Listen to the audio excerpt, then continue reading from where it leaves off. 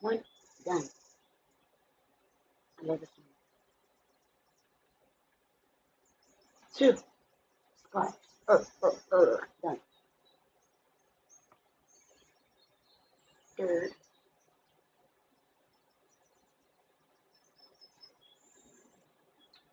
working on number four.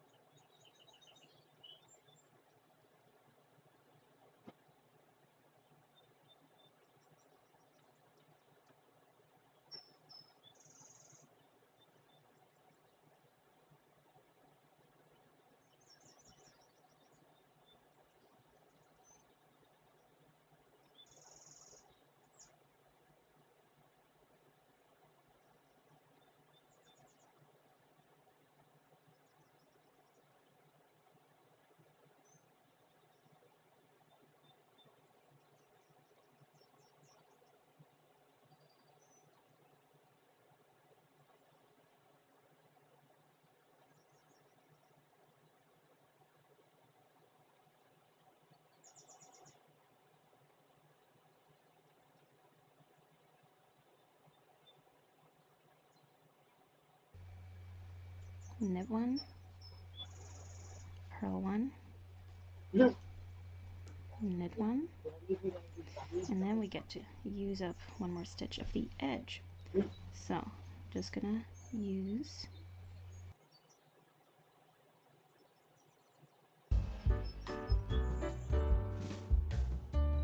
Hi everyone, my name is Carmen from New Leaf Designs, and in this video I'm going to show you how to knit a border around the Colorwork Sampler blanket, which has 80 squares in total. Now I've got a little sample swatch here of just 4 squares, and this is the border that we're going to knit around it. It's a nice moss stitch border, not too wide. I didn't want it to subtract from the design of the blanket. You can see how it goes around a corner here. I'm going to show you all of that. The written pattern for the border is included in the blanket pattern. If you bought the blanket pattern before and you don't see the border pattern yet, take a look at the Ravelry site or where you purchased it, and you'll be able to download a new version of it, which will include the border pattern. We are going to start with our border yarn, and we are starting in one of the corners, so it doesn't really matter which corner you pick, but it is easiest, let me show you, it is easiest to start in a corner where afterwards you get to work in either the top edge of your blanket or the bottom edge of your blanket, because those stitches that you need to pick up, they will be clearer than on the side. On the side you'll have one kind of straight vertical line and then one diagonal line and then another straight one, so it's a little bit more tricky to see where to pick up stitches. I have very short knitting needles. This is actually just 1 DPN cut in half, and I sanded the tips and I glued a little bead on it. You can totally use whichever type of needle you want. The first thing that we want to do is determine what corner you're going to work on, and then to just go through the corner with one of your needles. So, and really that is just picking up both loops of that stitch on the corner. It doesn't really matter if it's exactly a stitch or if it's one loop, or, you know, as long as you go through it. You then take your yarn and you leave about 15 centimeters, which is about 6 inches. You wrap it around. I do that like this, and then I pick up that loop through the blanket corner. This is our first stitch. I'm going to hold that needle in my left hand, and we are doing the knitted cast on, which you might have done before. So with my other needle, I'm inserting into the stitch and I'm wrapping the yarn around as if I'm going to knit this stitch. But now, instead of sliding the loop off of that needle, I'm keeping that on and I'm putting this loop on that needle as well. So now I have 2 stitches. I decided to skip one. You still make the stitch though, because you want it to stay the same size. If you skip the stitch, you'll be making it smaller. So I'm not going to skip a stitch, but I do want a window. So every 10, I'm going to leave a hole. And I put it on. Then I insert in between these stitches again. Wrap around, pull up a loop, put it on the left-hand needle, and one more time. So we have 5 stitches. See? Okay. Now this loop, where it's attached to the blanket, it may pull a little bit large just because there's our thread end here. So pull it tighter whenever you feel like you need to.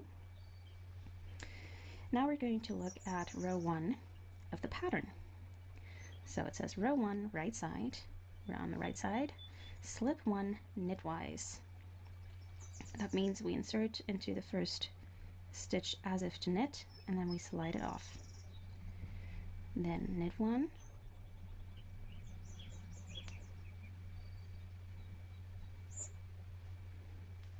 and at this point it might look a little bit weird.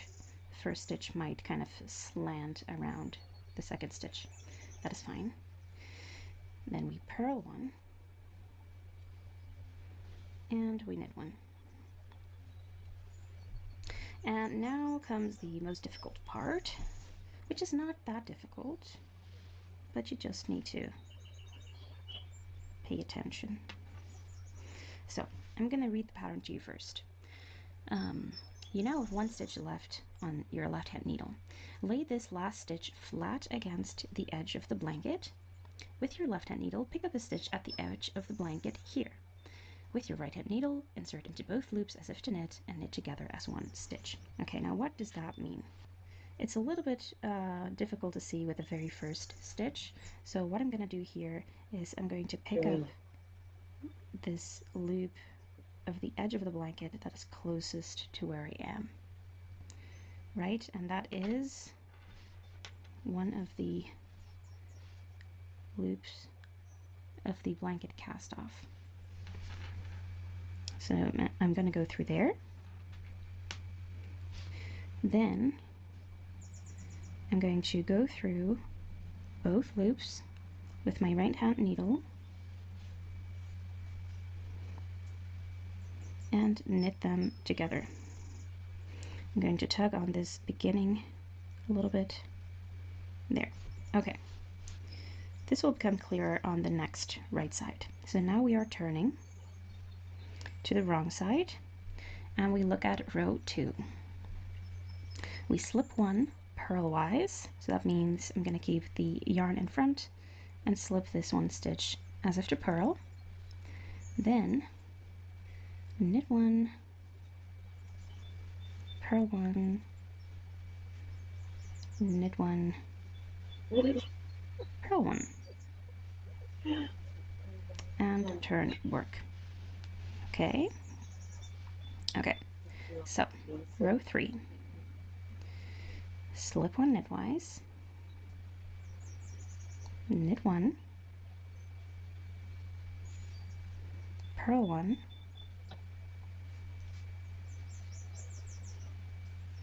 knit one,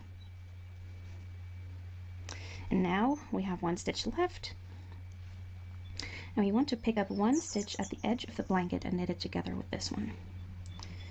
So I'm laying the stitch flat, and kind of where it hits the edge, that's where I want to pick up one extra loop.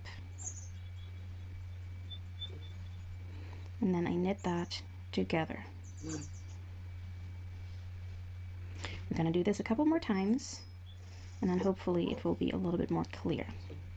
So wrong side, slip one purlwise, then knit one, purl one, knit one, purl one. Turn your work to the right side, slip one knitwise, knit one, purl one, knit one, and then we get to use up one more stitch of the edge. So just gonna use the next loop of my blanket and knit it together. You know, you might have to skip a loop every once in a while to make sure that the border does not go wavy. And just to let you know, this is what it looks like when you're picking up too many loops and when you need to skip a few more. Because as you see, the point of the corner is being pushed outwards, which means that I've got too much width here, which is being caused by picking up too many loops and knitting a row for each of those. If I try to smooth this corner out, you will see that this starts to wave.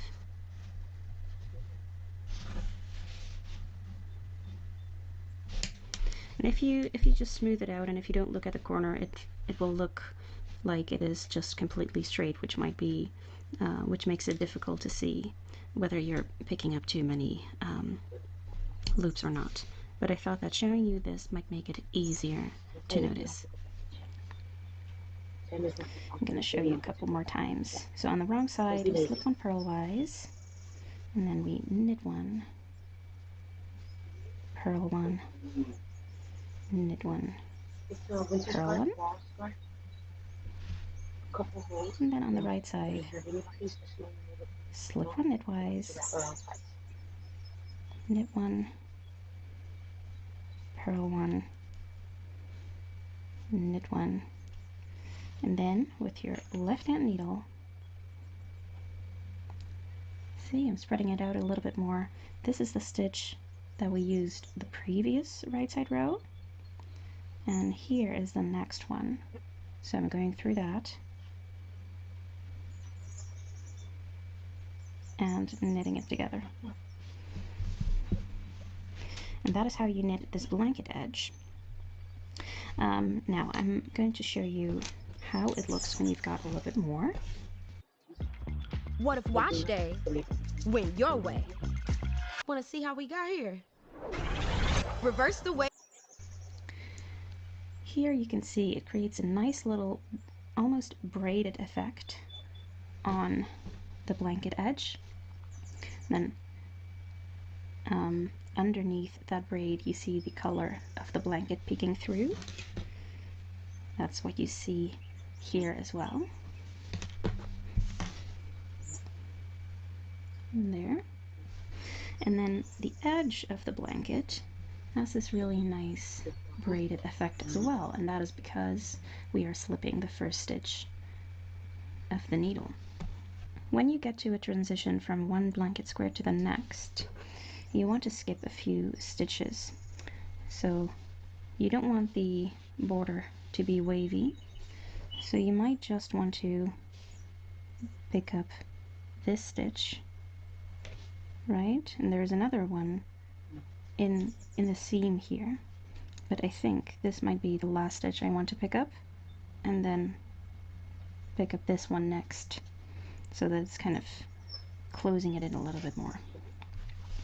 But now I want to show you what to do when you get to a corner. So I've just unraveled this bit so I can show you again. So I'm on the right side now, and for this right side I'm going to be using the corner here. So I'm reaching a corner. So again, let me do English style. So I'm slipping knitwise, knit one, purl one, knit one, and then I'm picking up a stitch at the corner and knitting that. And when do you know when you're at a corner? Well, for me, it's just when I look at the square and there's really not a stitch, you know, above this. The stitch that I would pick up next it kind of belongs to this edge, right? So I would be going sideways. Before I do that, I want to knit upwards. So let me just give you a little visual representation of what we're going to do.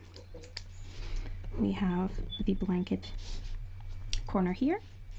I have my blanket edge, and we are now going to knit a couple more rows so that this sticks out, right?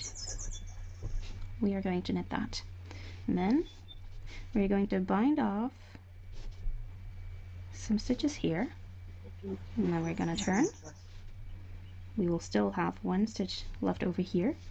We're going to pick up more stitches here along that edge, and then continue with our edge here. Okay, just a little visual representation. And now we're going to knit this little piece in simple steps. So we're going to knit 5 more rows. We're starting with a wrong side row, and that is slip one purlwise, and then our knit one, purl one, knit one, purl one. And I really urge you to make a note of the rows you're doing, because I always lose count and I don't find it easy to see on my work how many rows I've done. So then the right side row, which is a little different than a normal right side row. We slip one knitwise. Oh, sorry. I keep switching to continental style because that is my usual knitting method. So knit one, purl one, and then also knit one, purl one. Nice and easy. Turn your work. Oh, I need to write that down. Right side. Slip one purlwise. Knit one, purl one, knit one, purl one. Okay, I'm just noting this off screen now. 3 rows down. Slip one knitwise, knit one, purl one, knit one, purl one. And that was row 4. Turn work. Slip one purlwise, knit one, purl one, knit one, purl one. Right. So what we have now is the little extra strip of knitting. Right? We have that little corner there. Okay, stay with me. We bind off in pattern. We slip one knitwise, knit one, we bind off one stitch. Oh, you might have noticed that before I did that, I did a little wiggle with my needle. That's to give the stitches a little bit more length so that my bind off is stretchier. So I bind off by pulling the rightmost stitch over the one next to it. Then purl one, and here comes a little wiggle there. Bind one off, knit one, Right, what I didn't get a chance to tell you is that last night, even though I didn't go back on live, as you guys know, I probably stitched on, and I did.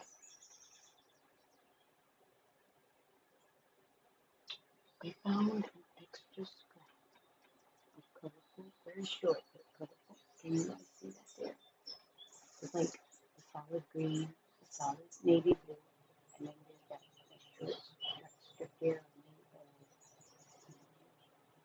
of colors. Here, you see, again, it makes it look like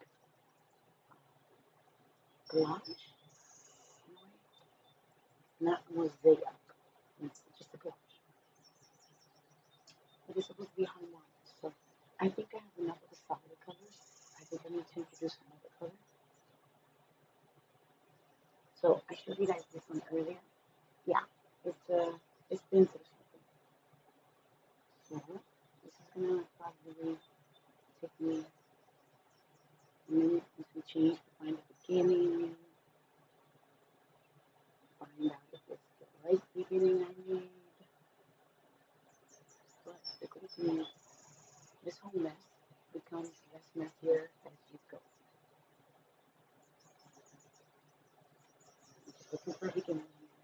If not, sometimes, if for time's sake, you gotta create a beginning. Create a new beginning and start from there. Many times in life, we have to do things all over again.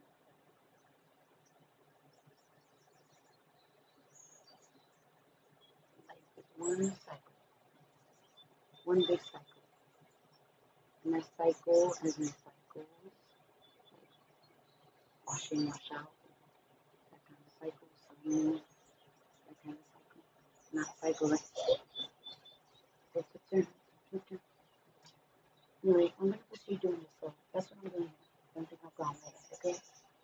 This actually, don't worry about it. I don't know where it comes from.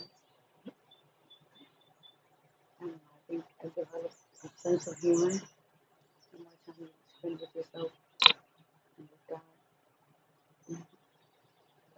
that's what I spend a lot of time with. Wiggle, bind off, and purl one. And bind that one off. Oops.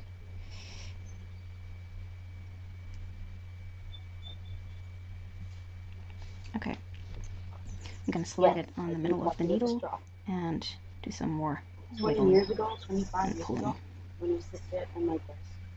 There. You know, I would have Doesn't my that look goals. nice?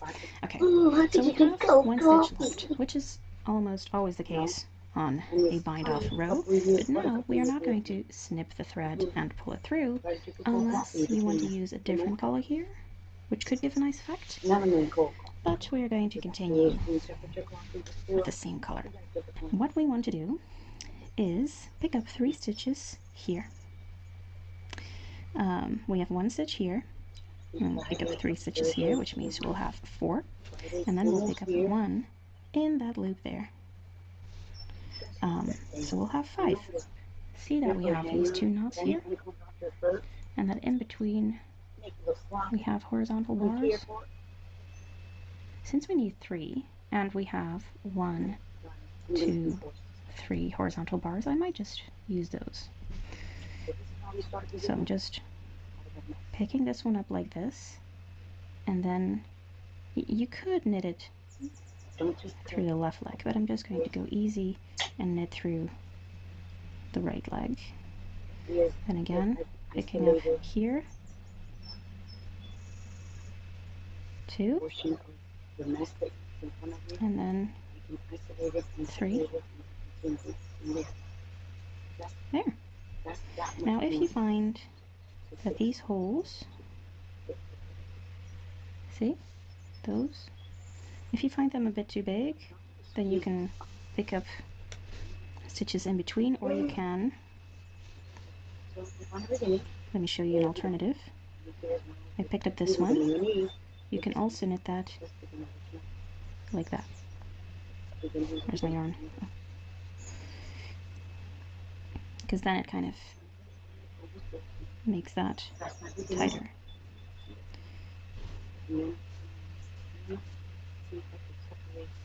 Okay, we have 4 stitches now, we need 5. So, let me just quickly read the pattern. Yeah, then pick up 1 stitch from the blanket edge to have 5 stitches in total. And there's a tip, pick up that 1 stitch of the blanket edge within the loop of the last knit 2 together, so the braided edge continues. Because if you were to just, you know, pick up a stitch here, then this braided edge would not, it would have a little break in it. So I insert in there. Wait, how do I do this? Maybe I'll just use my right hand needle. I insert in there, I wrap around, and then pick up. I'll do that one more time. Our right hand needle goes into that loop and out through the back, wrap around, and pick up. And now you have 5 stitches again. And now we can resume in our pattern starting from the wrong side. So that's a row 2. So that is slipping purlwise, knit 1, purl 1,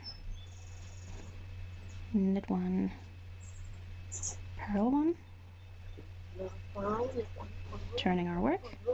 We're on the right side, slipping knitwise, knit 1, purl 1, It shows up not because of And the then surgery, one, but regular. and then this one, we pick up a loop. Oh, which one should we pick? And this one, oh, that's a little tight. Try. Try. Let's see. Go, Oh, so go for it. Look at it. Roll. Try. oh, this one. Okay. So, this one. And we knit it together. Same as we've done before. And you'll see that the braided edge turns a corner and then continues.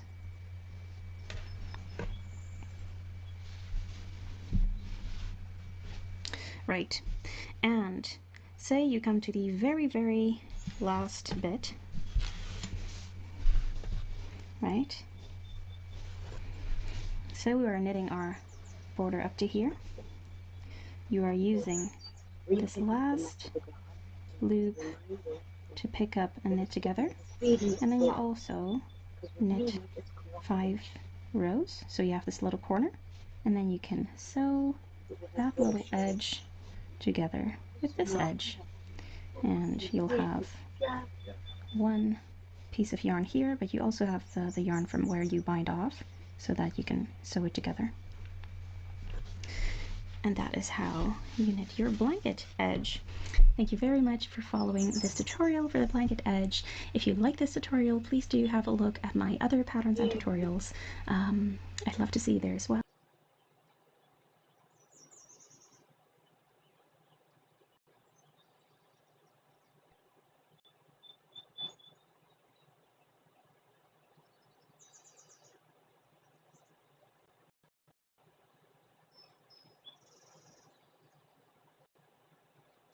You can find me on my website, newleafdesigns.nl. Hi everyone, and welcome to my channel, New Leaf Podcast. My name is Carmen. I'm the designer behind New Leaf Designs. You can find me on my website, newleafdesigns.nl, and that is also my Instagram handle. So in today's video, I have a roundup of 12 sweater knitting patterns, and those 12 sweater knitting patterns are free and size inclusive. So what more could you want? I am super excited about the designs that I'm going to show you. So I just want to preface this by saying I am all for designers charging for their patterns because, you know, I'm a designer myself. We need to live off something. And, you know, a lot of work goes into these patterns. And a lot of designers are also putting out their designs for free to help out people who don't have an extra budget to pay for patterns, or just to help people find them as designers, because sometimes you just want to have a little taster pattern to find out what this designer's style is like, because not all patterns are standardized, so you might need some time to get used to how a designer is writing up their pattern and to figure out if you like it or not. So free patterns are amazing, and I'm going to share 12 of those with you today. So on to the first one. I'm going to move a bit more to the side so I have room to place a photo of the sweater. So first up is the Savannah sweater by Martin Story. Martin is a very well-known designer. I think he designs for Rowan mostly. Is that true? I'm not sure, but so Savannah, it's a beautiful sweater. It's a V-neck cable sweater. It has lots of cables throughout. It has a drop shoulder. Looks absolutely beautiful. It's shown in a kind of cream beige, maybe oatmeal, but of course you can, I mean, I'm picturing it in blue. It's, yeah, it's kind of my go-to color for cable sweaters. It is available from size 28 inch to 62 inch, and I will say the sizes are kind of grouped. Like the smallest size is 28 to 30 inches, and then the next size is 32 to 34 inches, and the largest size is 60 to 62 inches. So a very generous size range. It's available for free. You do need, right, and I will link all of these patterns in the description below. It is available in English, French, and German, and you will need a Rowan website account for it, and then you will be able to download it for free. So I will be linking that down below. Yeah, just a beautiful sweater by a very experienced designer. So if you want some cable goodness into your life, this is the one. Up next is the Canvas Jumper by Irene Lin. And Irene is, I'm not sure actually how long she has been designing, I think a fair couple of years, but I've only recently discovered her through Instagram and I absolutely love her patterns. Now, she only has a couple of free patterns and this is one of them, the Canvas Jumper. I will say that size-wise, it's a little bit confusing for me because she has 7 sizes from XS to 3XL. But they're only like 1 inch apart, which is a bit like that is very, very detailed and specific to have a 36 bust size, but also 37, 39, 41, 42. It's just very, very specific. So that does kind of yeah, strike me as a bit odd. So the largest size is 46 inches, which is not really. It is supposed to be worn with 4 inches of positive ease. So the bust circumference is 46 inches, so it should give a largest finished circumference of about 50 inches. So size-wise, this is probably the least inclusive one of the bunch, but still, I'm finding that from the pictures it looks very oversized, so it might have a little bit more range in there than it specifically says. It's available as a free Ravelry download, so I will be linking the Ravelry page down below. So about the sweater, it is a top-down sweater. It's a yoke sweater, which means that it has increases placed regularly around the yoke, and it is also a fade sweater, so that is amazing for using up basically random yarns. So because I'm imagining that if you're a knitter with a smaller budget, that you might not have a lot of skeins of the same color, so that's also why I put this sweater pattern into this roundup. So the Canvas Jumper by Irene. When you buy material, you buy in bulk. Next up is Stagione. At least I think stagione. It's like season, right, in Italian? I only know Italian pizza names, I'll be honest. Stagione by Courtney Steinhauer. It's available in sizes extra small to 6XL, which is 38 inch. That seems large for extra small. Oh, that's finished measurement. All right. So the finished measurement of the sweater is 38 inch for the smallest size and 65 inch for the largest size. Let's see if it gives any positive ease. Oh, it's modeled with 8 inches of positive ease, so that is quite a lot. That is quite a lot. So that means that for the largest size, which is 65 inches, with 8 inches of positive ease, that means you have a bust size of 57, perhaps 57 inches. But, 8 inches is a lot of positive ease. Most sweaters are also able to be worn with maybe 4 inches of positive ease. So yeah, it's a beautiful sweater. It's kind of, what is the construction? I'm not sure if it's top down or bottom up. Oh, interesting. All right, I read up a little bit about the construction, and this is very interesting. So it says the sweater is worked in 2 pieces, flat from the center to the edge of the body. So it seems that it's knit from the middle to the outside. So that you start with the middle line of the body and then you work towards the sleeves. That's very interesting. But also it has a very nice stitch detail on the shoulder. I will include a better picture of that. And I just thought it was beautiful and with a very generous size range. So that is wonderful. So yeah, that was the Stagione sweater by Courtney Steinhauer. Up next is the Gingerbread sweater by Espace Tricot. And Espace Tricot, they have many different free patterns, and I think mainly because they are a yarn store, and you will find that with yarn brands or yarn stores, obviously they want to promote their yarn. They want to primarily sell their yarn, so you will often find that they have free knitting and crochet patterns, which is amazing for knitters on a smaller budget. And so I would definitely go check out Espace Tricot because they have many different sweater patterns, but this is the one I chose because it's a raglan sweater, and I love a good raglan, and it's a very good base layer. And no, I don't mean layer, it's a very good staple piece for your wardrobe. It uses a I think it also uses a mohair yarn in there. I'm not sure. It uses two yarns held together. So it's a top-down raglan. Yeah, it's just beautiful. I even just love it in this color. The sizes are 43 inch to 64 inch. So it's a bit large. I mean, the smallest size is a bit large. Let's see if they mean that as a finished size or as a bust size. Okay, finished circumference. And it's meant to be worn with 10 inches of positive ease. That's a lot. And they also say that some people prefer a closer fit. Do not be afraid to select an option that provides less than suggested ease. All right, so if you were to wear it with 10 inches of positive ease, then this would be for bust sizes 33 inch to 54 inch. Yeah, if you want to wear it with 10 inches of positive ease, but that really is quite a lot. So yeah, you could also say that the largest bust size is maybe 58 or even 60 inches, because then you would still be able to wear it with 4 inches of positive ease, which is already a lot. I mean, which is already a fair amount of ease for sweaters. So yeah.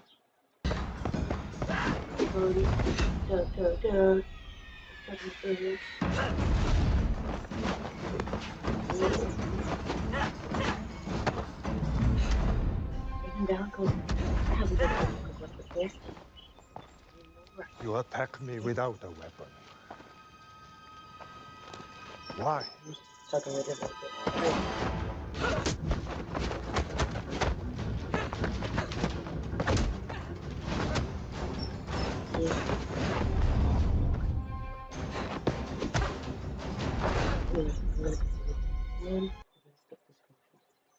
The gingerbread sweater, love it. Up next is the All Together sweater by Joji Locatelli, and if you don't know Joji Locatelli, are you even a knitter? I mean, she is one of the most experienced, most well-known and well-loved designers.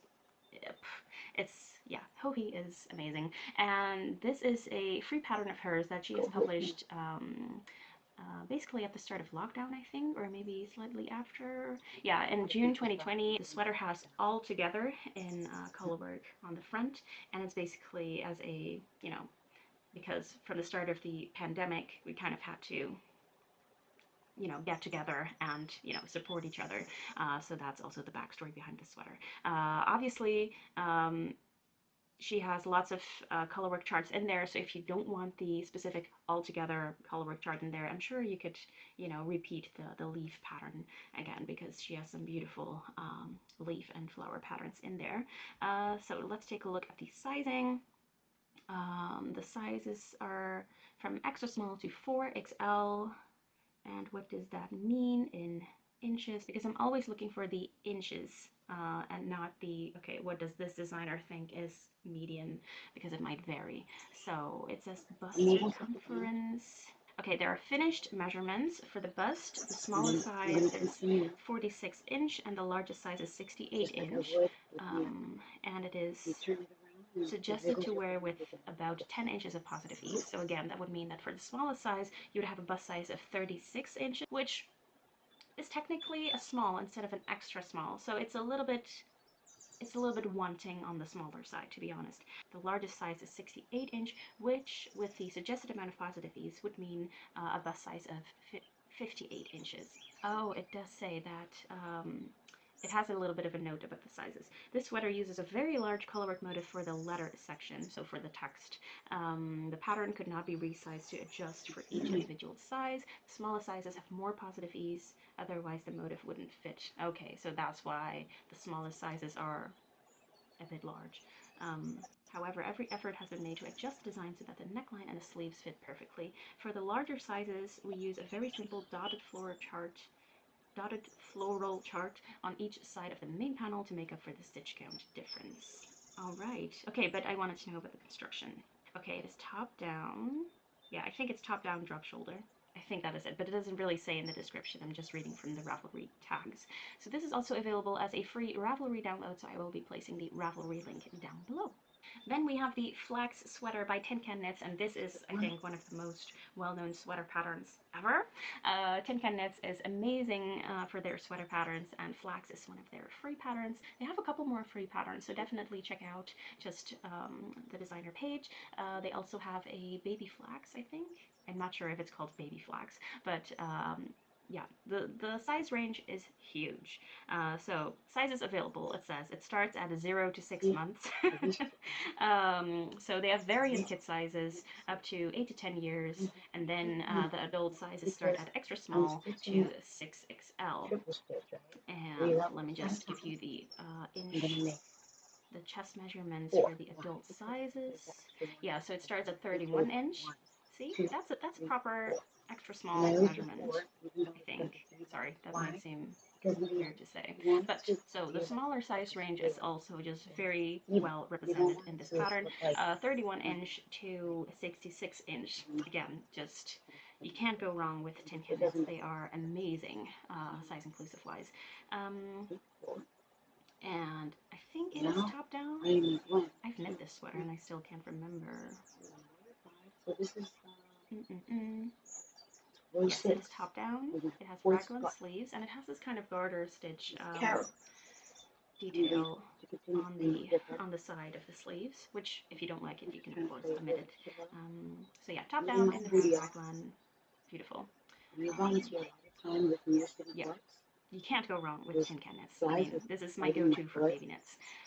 Right, so next up isn't technically a sweater, it's a crop top, but still wanted to include it because it is the Summer Secret Crop by Jessie Maid Designs, and Jessie Maid is known for her size inclusivity. So the sizes available are extra small to 5XL to fit a bust measurement of, I always like that wording because then you know it's the bust measurement of the person and not the finished measurement of the garment. So to fit bust measurement of 24 to 26 inches for the smallest size, and and 60 to 62 inches for the largest size. And all of the sizes are pretty close together, so you have 24, 26 inch, 28, 30 inch, 32, 34 inch. So and it's just a very cute crop top. I'm thinking it's bottom up. Yes, it's a bottom-up design. You start with some ribbing and then it's stockinette, and then you have your straps that kind of crisscross in the back, which is really, really cute. It only uses a small amount of yarn, so if you have a special skein or two in your stash, then you can easily get this top out of it. A side note here. The Summer Secret Crop will be available for free for the duration of the COVID-19 crisis. Okay, so it's still free right now on 17th of April 2023, but yeah, it might not be free forever. I mean, who knows how long this is going to continue, right? Or whenever you're going to be able to say that it is over. Right? So it is free for now. Go and grab it. Yeah, I've already knit a crop top by her, and it's really fun. Yeah, it's just a really fun knit actually also. Right, so on to the last 5 patterns. Next up is a top, not a sweater, but a top called the Picnic Folks Top. And it's actually by a very new designer, Wan Chung Hua. Sorry, I might be saying that wrong. Wan Chung Hua? Yeah, I'm thinking it is. And I'm pronouncing it with the Mandarin Chinese pronunciation because she's from Singapore, but it might not be correct. So apologies if I'm mispronouncing it. So the Picnic Folks top is so cute, and it's knit with cotton because I figured beginner knitters, well, you know, knitters with a smaller budget are often also beginner knitters because as you get more experience with knitting, you tend to put a larger amount of your budget towards knitting. It's just the way it is. So, and beginner knitters are often also a little bit scared of wool. So this is a cotton knit, which I thought was very nice, and it just popped up on my Ravelry new designers page, and I checked out her Instagram, which is nittygritty_SG. I think from Singapore. So yeah, go check her out. And I was blown away that one of her very first designs so size inclusive. So it is available in 9 sizes, and the smallest size is a 31 inch bust, and let's see, that's the garment bust circumference. Good. Yes. Okay. So that's the garment, the finished garment circumference. So the smallest size is 31 inch, so that's pretty small. And the largest size is 63 inch, and it's designed to be worn with about 2 inches of positive ease. So it's pretty snug. But again, it's a summer tee, so you usually have a bit less of positive ease, because for sweaters, you know, in winter, you're going to be wearing them over another layer, and with summer tees, not really. So so there's less positive ease, 2 inches, so that leaves for the largest size that you'd have a bust size of 61 inch. So again, it's a really, really nice size range, especially for a new designer. So yes, very, very well done. It's available in English, and it uses worsted weight yarn. Not sure I'm saying that now because I haven't said that for any other of the sweater patterns. So let's see. The picnic folk top is a summer shirt that is knit top down with a pseudo saddle shoulder construction. Very, very nice. The neckline shaping is done by knitting flat back and forth with lacework on the shoulders, and the neckline is then joined in the rounds. Very nice. So instead of short rows, as I usually see in a sweater, you first just knit the back and forth. And I will include, I will have included a picture of the the lace design there as well, because it's not very visible from the Ravelry pictures, but I did see a detailed picture on either one of the project pages or on our Instagram, so I will be sure to include that as well. Yeah, I might actually just cast this one on this year because it just looks so fun. Right, so next one. Next up is the Pope Basic Yoke by Elfragara, and I'm so sorry if I'm pronouncing that name incorrectly, because I've been just thinking about it and I'm not sure. I mean, I know she's a Spanish designer. I don't speak Spanish, so I'm very sorry. So it's a very simple yoke sweater, knit from the top down, very easy knit, and very good basic to have in your closet. It's available in 9 different sizes. Let's see. Okay. It says this pattern has a positive ease of about 5 centimeters, which is about 2 inches, and it's already counted. So I think in the bust circumference total that she has already calculated in that positive ease. So this will be the finished garment measurement. The smallest size is 30 inch. And then the next size up is 32 and something inch. And then the largest size is 61 3/7/4 inch. Wow. So about 61 inch. So with the positive ease, that leaves you with a bust size of about 59 inches. So from 28 inches to 59 inches, that's a pretty solid size range.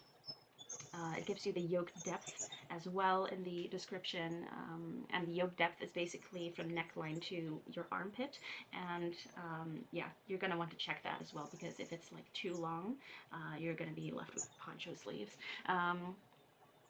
It's knit with 2 yarns held together, and it's available in English and in Spanish, and also as a free Ravelry. So I will be linking the Ravelry page down below. So down to the last 3 patterns, and 2 of those are cardigans. The first one, I'm not sure how to pronounce the name. It's by Amy Christophers, and the pattern is Au Sable. I'm not sure. Right, let's see. Okay. The Au Sable cardigan is named for the Au Sable River that runs from the Adirondack Mountains in upstate New York to Lake Champlain. Right. I'm just really not sure. So, for the size range, it's a little bit weird, I will say, because it just seems like it's only for the large sizes. So let me dig into this. So it says it has sizes extra small to 3XL, but the finished sizes of the garment, the smallest size is 57 inch. Okay. Wait. I just said centimeters. Okay, backtrack. I just said the centimeters for the length of the garment. So the smallest size is 40.7 inches. Okay. 40 inches. So say if you wear it with 6 inches, that means that you have a 34-inch bust. The largest size is 66 inches, which means that you would need a 60-inch bust to wear it with the recommended amount of ease. There we go. Okay, so 34-inch bust to 60-inch bust, still pretty solid size range. Yeah, but again, so so Amy Christopher's has the largest size, a bust size for 60-inch. Which she then calls a 3XL, which I feel like is not really in line with what other designers are.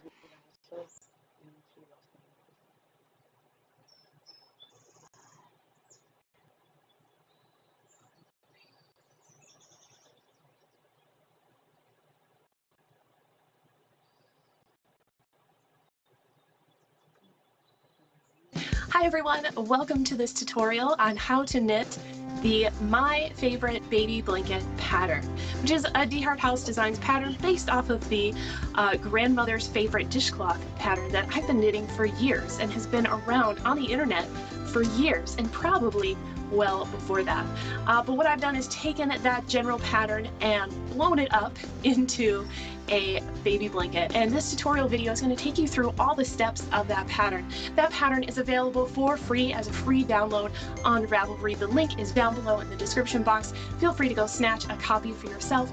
Show you in video format how to work through this pattern. Let's go. All that I use for this pattern.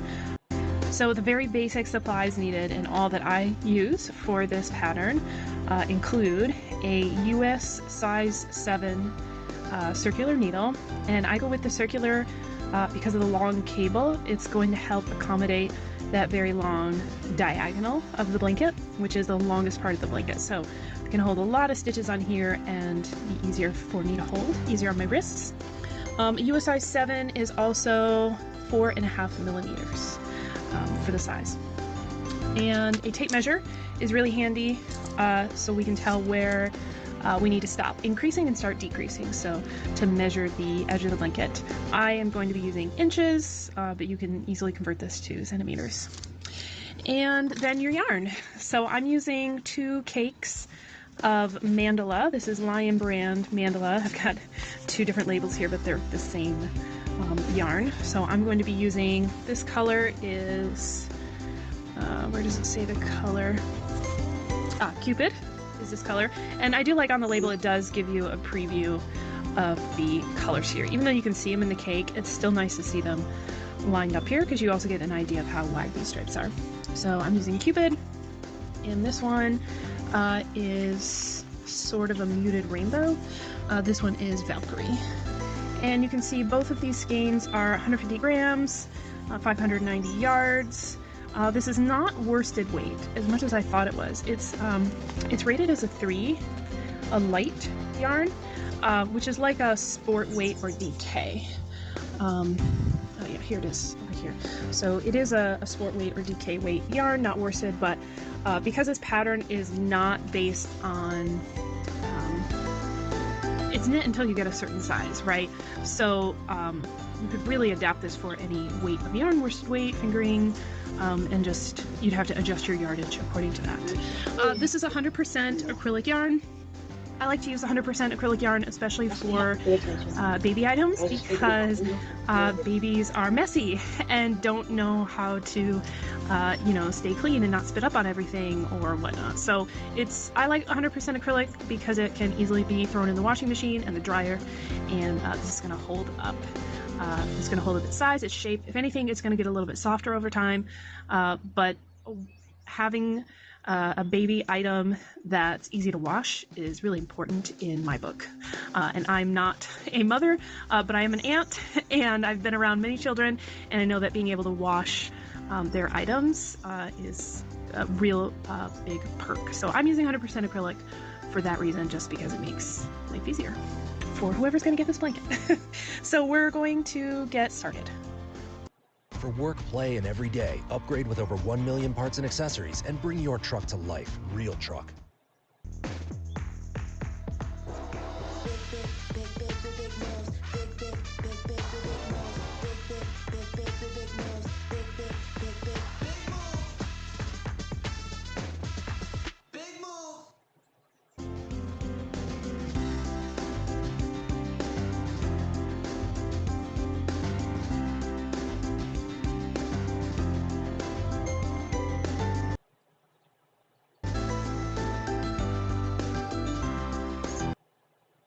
Tip 1. Wave both.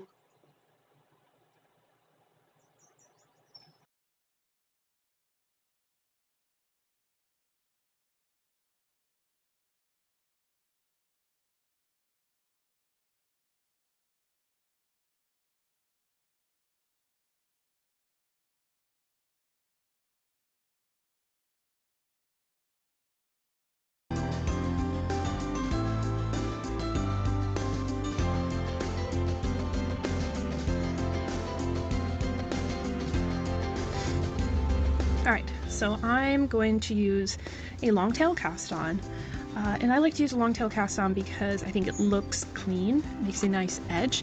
Even though this isn't a whole edge, it's just the corner, I still think it looks really clean, and also it counts as your first row of knitting. So, And if you ever knit it because it's your first time, you're like, what corner? It looks like.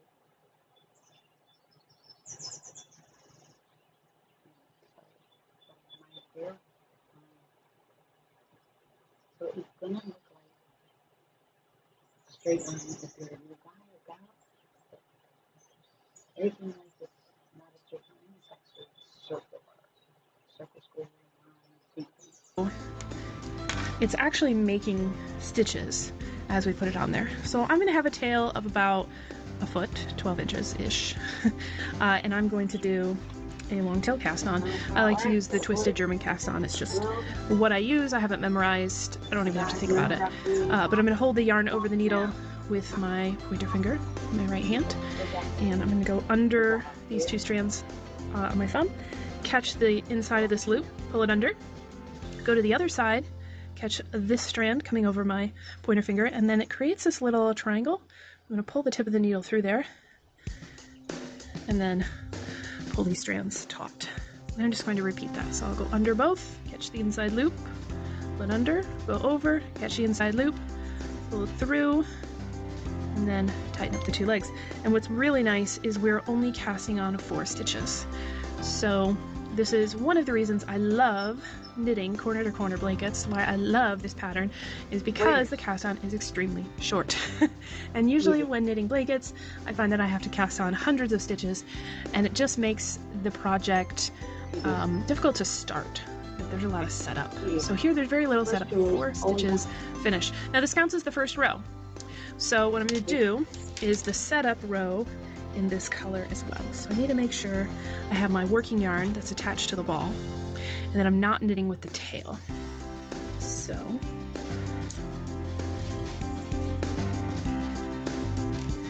I have one of those pet peeves where I dislike when the yarn comes through the loop, when it gets caught in this loop.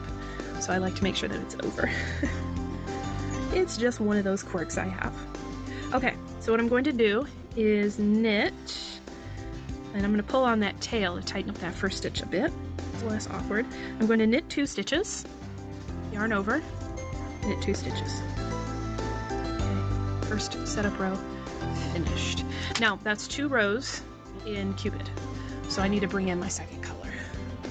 So let me find the end of this. There we go. I like to work the cakes from the outside in, just because if I work it from the inside out, once all this middle is gone, the outside bit tends to get really tangled. So I like to pull them from the outside in. Now, if I really wanted the stripes to go the other way, I would pull it from the center, totally. So, you know, choose that order based on how you want the colors to fall and play with each other. Okay, so now in my second color, I am going to work a pattern round. So before I start this, let me say every time we get to the yarn over, every single row there's going to be yarn over. We are going to knit that yarn over through the back loop, because what that will do is twist this stitch and make it act like a knit stitch, and it will close up that hole, so it will not leave a space. Usually a yarn over will leave a space, which is really nice in lace work to get those spaces, but I don't want those spaces on the edge of the baby blanket. So what I'm going to do is knit. Again, this first stitch is awkward, so I'm going to pull on that strand, tighten it up a bit, and then knit 2, yarn over. I'm already at the yarn over, so I'm going to knit it through the back loop, and then knit the last 2. Okay. Turn my work, yarn management,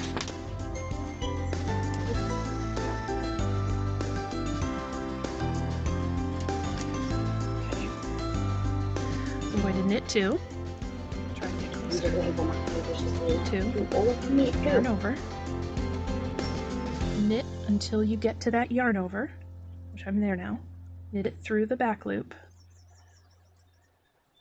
and then knit those last 2 stitches. And so what we're going to do, hang on, let me manage my yarn here. Okay, so what we're going to do is repeat that pattern row every single row. So every single row, we are increasing 1 stitch. That's what the yarn over is doing, is adding 1 stitch to every row. Now, when we come across and knit that, if we knit it through the back loop, it will close it up and not leave this space. Okay, so what I'm going to do now is, since I did 2 rows back and forth in Valkyrie, my second color, I'm going to come back to the first color. So I'm going to grab this pink here, my first color. Again, with these first few rows here, make sure that you do have your working yarn that's attached to the ball, not the tail. So I'm going to knit 2 stitches, 1, 2, yarn over, knit until you get to the yarn over, and then you're going to knit that yarn over through the back loop. See how it twists it and makes it look kind of like a knit stitch? That's what's closing up that space. And then you knit those last 2 stitches. Turn your work and do it again.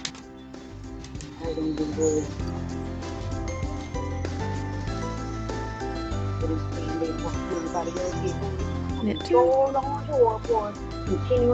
yarn over, knit until you get to the yarn over, knit that yarn over through the back loop, knit those last 2 stitches, turn your work, and then you'll switch colors again. So what I'm doing is alternating every row, every 2 rows is a different color. So it's going to make these stripes in the garter. On the reverse side, they're going to be kind of alternating stripes with these pearl bumps. It's going to look a little more blended.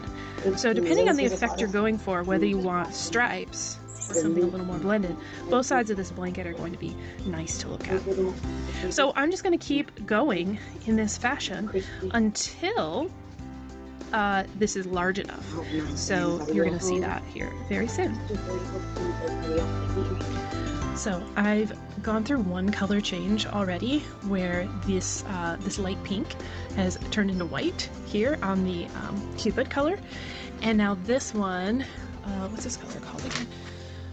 Valkyrie? Yeah, Valkyrie is going to turn from this grayish color into this seafoam green, and I find the color changes to be quite magical and really fun, and part of what drives me through knitting these blankets is I get excited for the color changes in this self-striping yarn. So I just wanted to take a quick video of knitting through the color change and how fun it can be.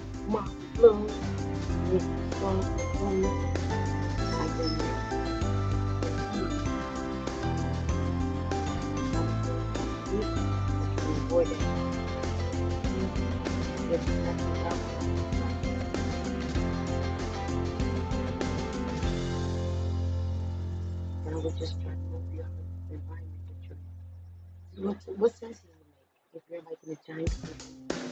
But as soon as you leave your door, you gotta worry about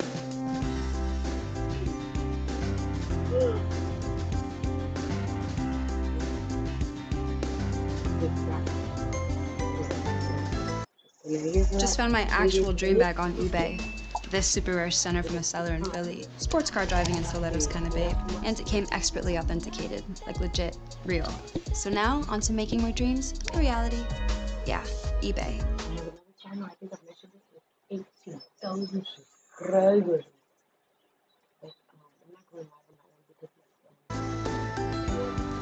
There we have it. No more gray. Now it's going to be a seafoam green.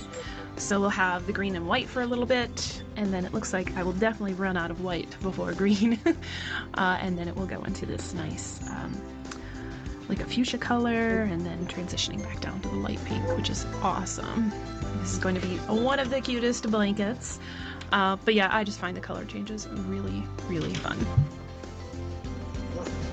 So for tip number 2, the beginning of a row here when you're changing colors. So I just finished with the green, gray transitioning into green, and now I'm going to do a white stripe. That first stitch is really loose because it's attached to the working yarn on a different ball. So for tip number 2, what I do is I want to tighten up that first stitch so it's not all loosey-goosey, because I want a clean edge on my blanket. I don't want super loose stitches here at the end that are going to get snagged on baby fingers or car seat buckles or whatever, right? I don't want really loose stitches on the edge. I want a clean edge. So what I do is, so the white is my working yarn for this stripe. And so what I'll do is when I put my right hand needle in here is I'll give that first stitch a tug, right? And oftentimes what I'll do is I'll actually wrap it around my finger and keep it taut while I knit the first couple of stitches. So I'll bring my working yarn through and I'll give it another tug because it's going to loosen up a little bit as I knit. And so it just keeps it snug enough that it's not going to be falling off my needle, and I can get that first stitch in the white to have good tension. So that's a tip. When you're switching colors, that first stitch in the row is going to be loose. So hold that other working yarn in either. Talking about all that corned beef hash made me hungry, so I'm gonna have a snack on cookie. Please forgive me for being human. Snug it up on the needle, and that'll give you a nice clean edge along the blanket as well. So the blanket has made it to the desired width across my corner to corner. So I have the corner where I cast on over here, and you can see the edge of the blanket along here, and my live stitches still on the needle. That's the diagonal of the blanket, the center. So I've knit this to be 3 feet across. So I have a little tape measure here. I think I got this at the dollar store. I love the dollar store. But if I measure this across, it is in fact, there we go, yep, 3 feet across. But remember, you can really make this any size that you want. First thing to keep in mind though is how much yarn you have, okay? Because you need to be able to make it to that other corner, all right? So I wasn't sure if I was going to get 3 feet because I actually have, this Valkyrie skein is actually a little bit light. So I was weighing it to make sure I only used half of it for half the blanket, because I need to make sure I have half left for the second side, right? So it can be a little bit tricky to lay this so that the side is flat. So you can see what I've done is this table's a little short of 3 feet wide. I think it's 34 inches across. 36 inches is 3 feet. So I have it on a diagonal here, but I straighten out the corner where I cast on, and I work hard to straighten out this edge. I push these stitches back and let them bunch up on the other end. What you want to do is give it the slack over here so that this edge can lay flat for a little bit as well. That's going to straighten out this corner for you. So I know it can be tricky to measure, but if you can find a nice flat surface, table, the floor is sometimes what I end up using. This is not a terrible way, but also you can go by how much yarn you have if you don't have a certain size in mind. But I have a certain size and I got A wash and dry at the salon? Feels like forever. It's time to save you time. so now that I have reached the middle, I'm going to stop working the increase round and I'm going to start working the decrease round. There is no middle, you just go straight from increasing to decreasing. So this is the longest row right here going down the middle of the blanket. So here, what we're going to do is, with our decrease row, is we're going to be decreasing by 1 stitch every row. We were increasing by 1 stitch, now we're going to decrease by 1 stitch. It's going to give us those same proportions on the other side. All right, so I like to hold, I guess I could call this tip number 3. When working with 2 balls of yarn, I like to keep them on opposite sides. And oftentimes I'm knitting on the couch or in a chair in the living room.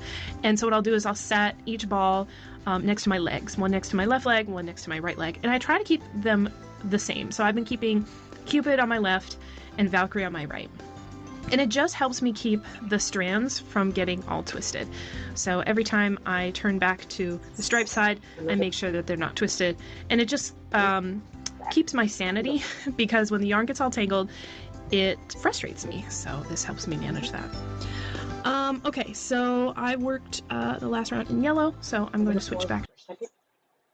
And I'm going to finish this row of yellow, and I may do a couple like I did on this side, just to match it up, make it look like it was intentional. These look like army colors. Oh, cute. But anyway, yeah. So I'm going to finish this row and continue it. Maybe stop right here again in my next row. Row number 8. When I get to right here, I'm going to switch to another color. I'll probably end up going back to the blue.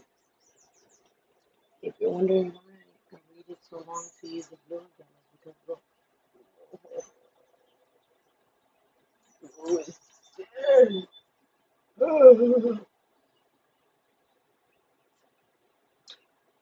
Plenty of green.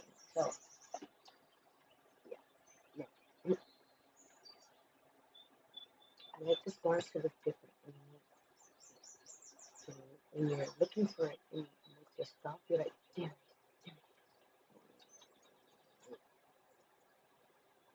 To pink. And like I said, these are rather long rows. In fact, the longest rows of the blanket right here. I dare you to count your stitches.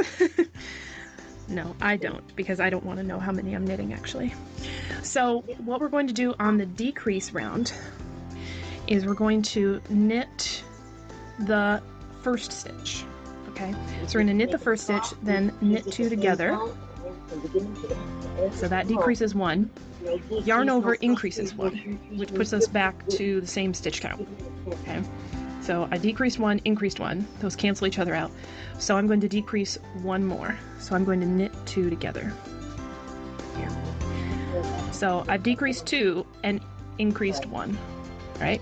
So then I'm just going to knit across the rest of the row.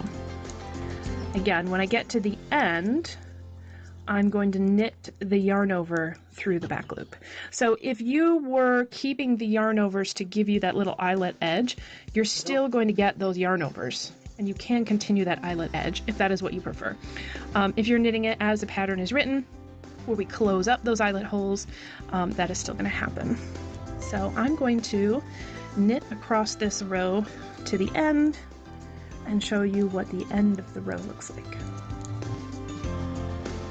Okay, so I'm close to the end of the row. So just like before, we're going to knit until you get to the yarn over. Knit the yarn over through the back loop. Knit those last 2 stitches and turn. And then we will just repeat that row. And we will repeat that row until pretty much the end, right? So again, we're decreasing. So I'm going to knit 1 stitch, knit 2 together, yarn over, knit 2 together, and then knit until you get to the yarn over. Knit that yarn over through the back loop and knit those last 2 stitches. So each row will decrease by 1 stitch.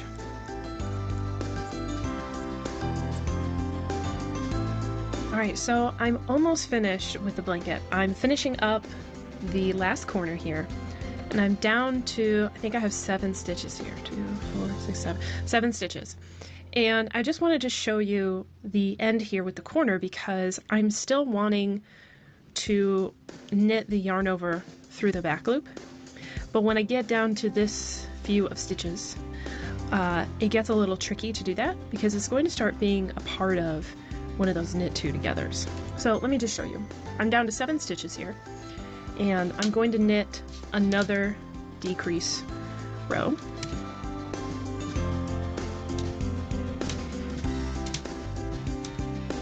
So I'm going to knit 1, knit 2 together, yarn over, and see this knit 2 together is going to involve this yarn over. So what I'm going to do is slip this stitch for right now. And I'm going to slip the yarn over through the back loop. So instead of slipping it this way, which would keep its orientation, I'm going to slip it through the back loop so that it twists the stitch for me. And I'm going to slip those 2 back onto my left needle. And then I can knit 2 together. So I'm still having a yarn over here. But now I can knit these 2 stitches together. And it's like knitting that yarn over through the back loop. Knit the last 2 through. So I'm going to do that again. Now I'm down to 6 stitches.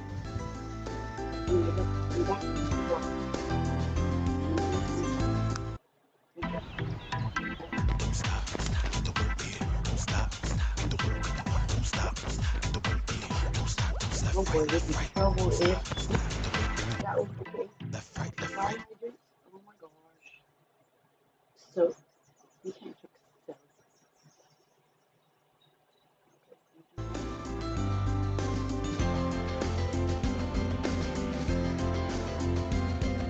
So I'm going to knit 1, knit 2 together, and you can see the yarn over is right there.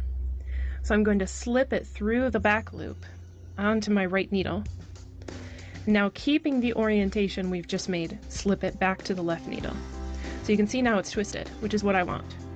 So now I can yarn over, knit 2 together, and then knit that last stitch. And now I'm at 5 stitches, which means I'm almost finished. We're going to take this down to 4 stitches, just like where we started. So I'm going to knit 1 stitch, knit 2 together, but look, one of them is a yarn over. So I'm going to do this again. Slip that first stitch out of the way, slip the yarn over through the back loop, then put those 2 back on the left needle. Now I can knit these 2 together, yarn over, knit these 2 together. And now I have 4 stitches.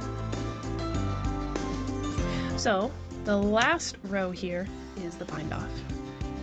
So I'm going to knit. My yarn over is right here, so I'll knit it through the back loop. Pass that first stitch over. Knit, pass that stitch over. Knit, pass that stitch over. And that's it. Now all I have to do is cut my yarn. We'll find my scissors first so I can cut my yarn. And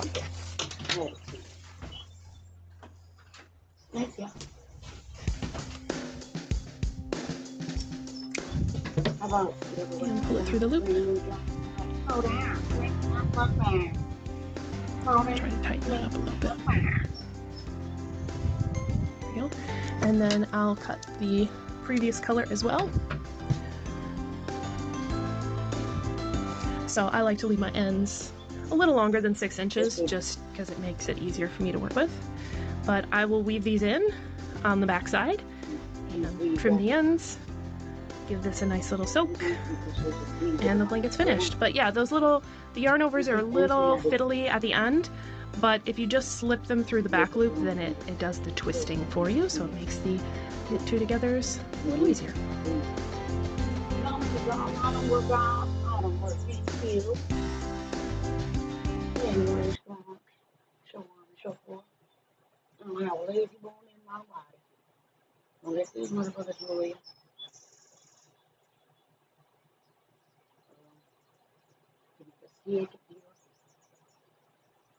Appreciate your patience.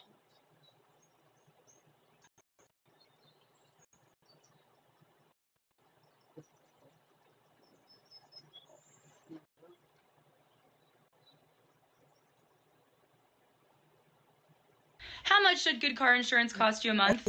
$80? $120? Nope. Try $38 a month. So there's a comparison shopping site that finds you lower car insurance rates based on your info. You just put in some information that the site needs to find you lower rates. Stuff like, Hi everyone, my name is Carmen from New Leaf Designs, and in this tutorial video I am going to show you how to knit toe-up socks from start to finish. These are the classic New Leaf socks. It's my newest pattern, but also in a way it's my oldest pattern because this is just my favorite sock recipe. I've been knitting socks for 10 years. I've perfected it along the way, and this is the result. I just absolutely love it. So in this tutorial video, we will be casting on for the toe, Judy's Magic Cast On. Then I'll show you how to increase, how to change color here. Then we're knitting to the heel. I'm going to show you how to knit the heel. It's a German shorter heel. Then I'm going to show you how to pick up stitches here to prevent any gaps. Then we're going to knit up, and then we're going to do the cuff and end with a very nice and stretchy bind off. That is what you will see in this tutorial video. The yarn that I am using is Scapious Metropolis.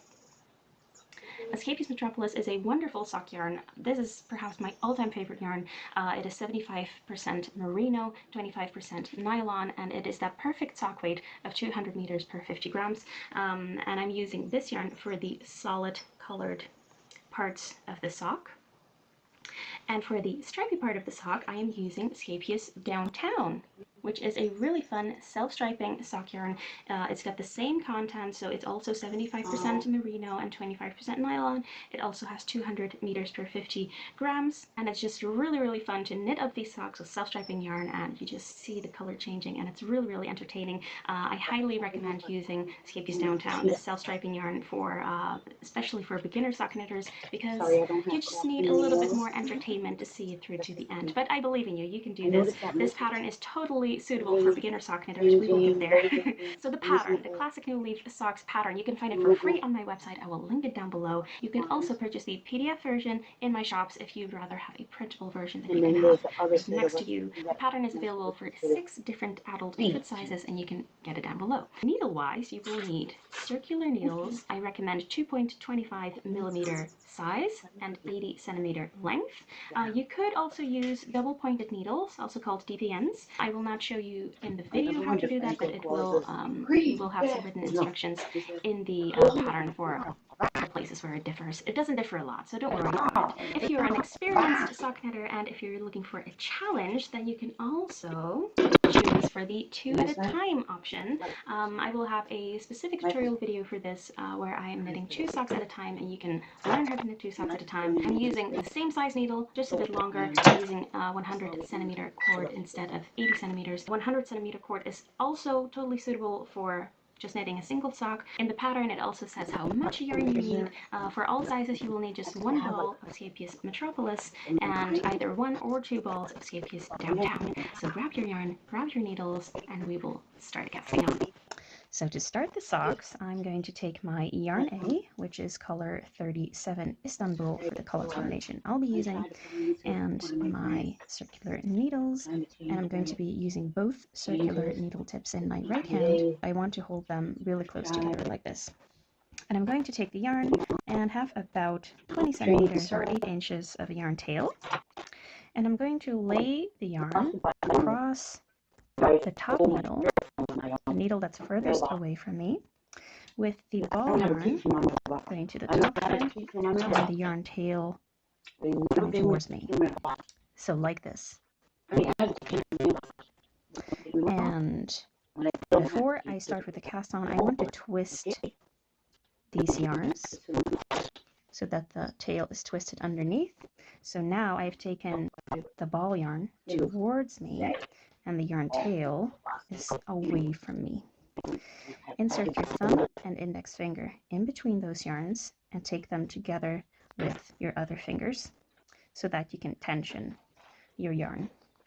And now we're going to alternate putting a stitch on the bottom needle and the top needle. The top needle already has a stitch, so I'm going to put a stitch on the bottom needle. Get a good grip on your needles because the bottom needle sometimes wants to flip up like this because it doesn't have a stitch yet, so that's why it's kind of moving around. And the closer your needles are together, the neater the casting is going to be. Okay, so we want a stitch on the bottom needle. We're going to do that with our index finger yarn. And our index finger yarn is going to go around that needle.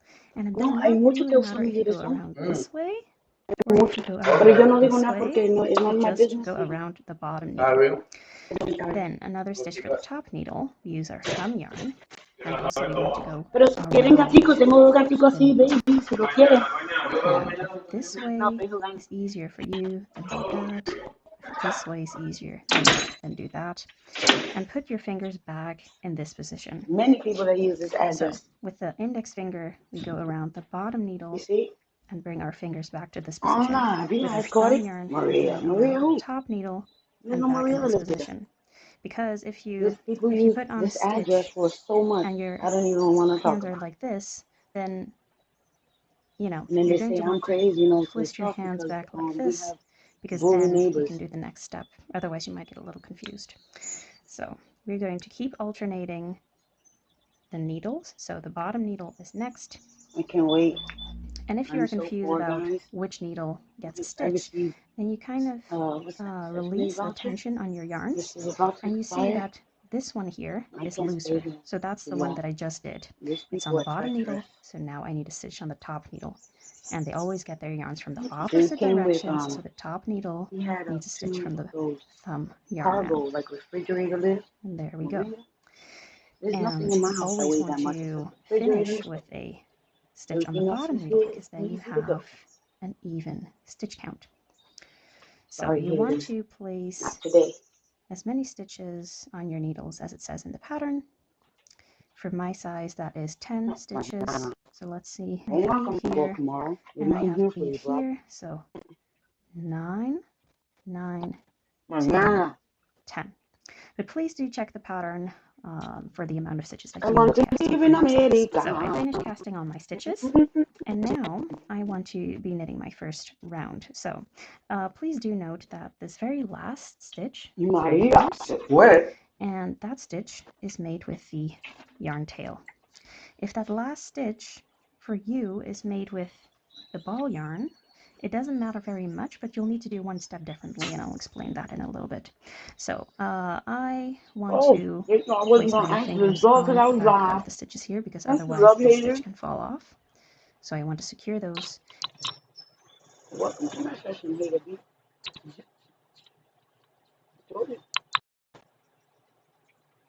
And I am turning my work with the needle tips facing to the right. I want to be knitting on what is now the top needle. To do that, I need this needle to come out to the right. So I'm going to be moving it like this, sliding it through the stitches so that the stitches on the bottom here are resting on the cable. And I have enough room now so I can move both needle tips towards each other. And again, that last stitch, which is now the very first stitch that we are going to knit, is very loose. So I'm just going to place that yarn tail in my left hand right here. And I'm going to be knitting that first stitch with the ball yarn. Now, here's the point where I tell you what to do if this last stitch was made with the ball yarn. Then you want to, of course, hold that ball yarn to keep the stitch from falling off. And you want to knit that first stitch only with the yarn tail. Because otherwise you just can't knit it. If you try to knit this stitch with the same strand that it was made from, it will just drop right off and you won't be able to knit it. Okay, so I'm holding the very loose strand in my left hand. I am inserting my right hand needle, and I am looping my yarn around and knitting that first stitch. And it will still be a little bit loose, so I'm just going to keep holding on to that strand. The rest of my stitches on this side are twisted. If I zoom in, you can kind of see what I mean. So the right leg of this stitch, if you'll notice that here there's a left leg and here there's a right leg. The right leg is on the other side of the needle, and usually it isn't. So these stitches are twisted, and what that means is that we want to knit it like this instead of like this. So I'm inserting like this and wrapping my yarn around. Now, you may not have twisted stitches here. Whether your stitches are twisted here or not depends on which way you wrapped the yarn around the needle during the cast on. So your stitches may not be twisted here. They may be twisted on the other side, for example. So just know how to recognize a twisted stitch and that you then need to knit through it like this. If you knit through it like this, it doesn't really matter. It's the very tip of your toes. No one's going to look at that. So just knit all of these stitches. Great job.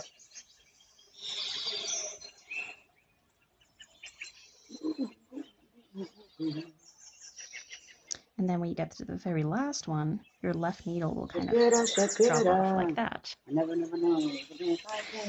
So then we are at the other side of the work. We have now done half of a round, okay?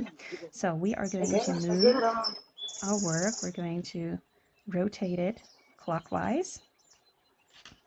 We're going to take our needle that is out of the work and slide it back into the stitches. Then the bottom needle, slide it out. And now we insert into this stitch, take our yarn, make sure it is the ball yarn, and wrap around and knit these stitches. Now these stitches are not twisted for me. Again, they may be twisted for you depending on which way you wrap your yarn around for the cast on.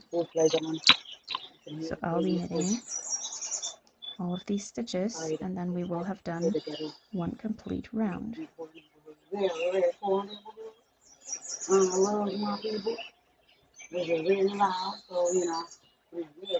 And again, my left hand needle is going to drop off. I'm going to be rotating my work so that this needle tip is facing to the right. The needle that is all the way out like this, I'm going to be sliding it back into the work, and the other needle gets to come out. Now, say you are distracted during this step and you don't know if you've pulled the correct needle out.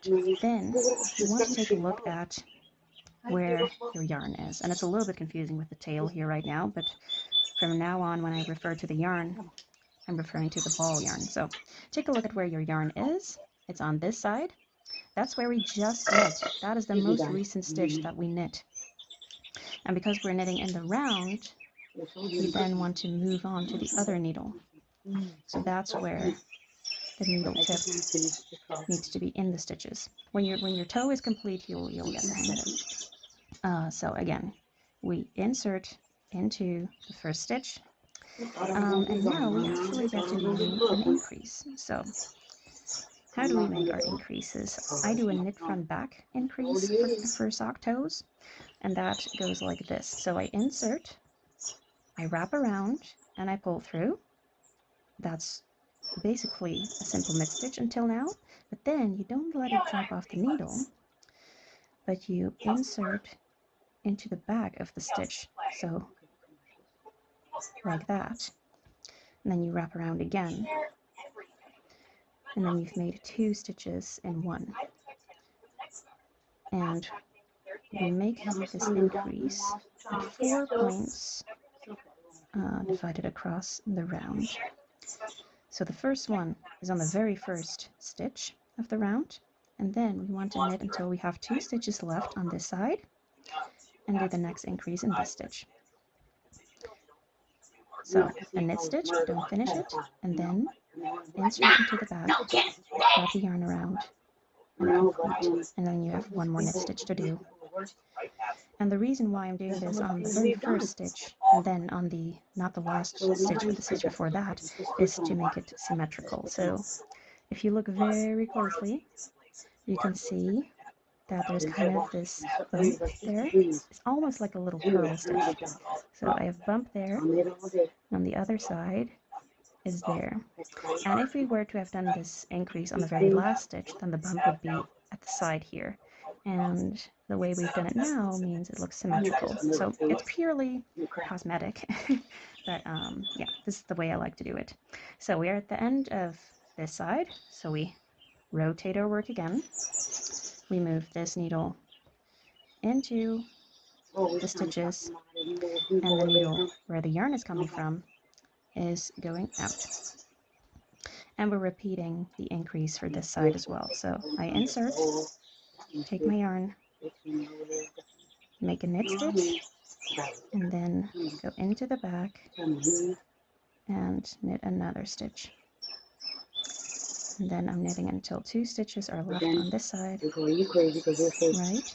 And then doing another knit front back increase and the last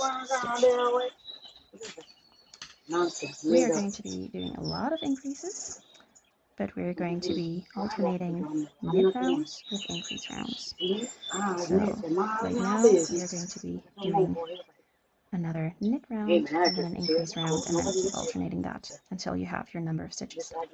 But I also want to show you something else now, because once you have a bit of fabric in between your needles, and for me it's usually after the first increase round, then you can kind of already fold your work like this so that you see like a mini toe. And the idea behind that is that we want to avoid ladders on the side. So you can imagine that if you're knitting like this and you knit stitches there, you knit stitches there, this is getting longer and longer, you're going to create some ladders here, because that is quite a gap between this stitch and the next stitch. So you want to make that gap as small as possible, and I find that it works best if I just try to fold the work, if I try to hold the cable to the left hand needle. So I'm just going to really squish them together, insert my needle into the next stitch, and then just take my yarn and knit those stitches. And I usually keep holding on to that cable until I've knit the first couple of stitches. So let me show you again on the other side. Okay, we turn our work. Oh, right, and for the first 2 rounds, it's easier to look at your work like this and say you rotate it like this. But now, once you're folding it, you can also turn it like this. It might seem a little bit weird at the start, but again, this is a thing that you'll get the hang of. So you'll insert this needle into your stitches, pull the other needle out, and again, I am folding my work. I am squishing that needle, squishing that cable to my left hand needle, inserting my right hand needle into the first stitch, and then grabbing my yarn. And feel free to pull a little bit tighter on the first stitch, just to yeah, make sure that you don't get any ladders on the side. And then you keep knitting. So I'm almost at the end of my knit round.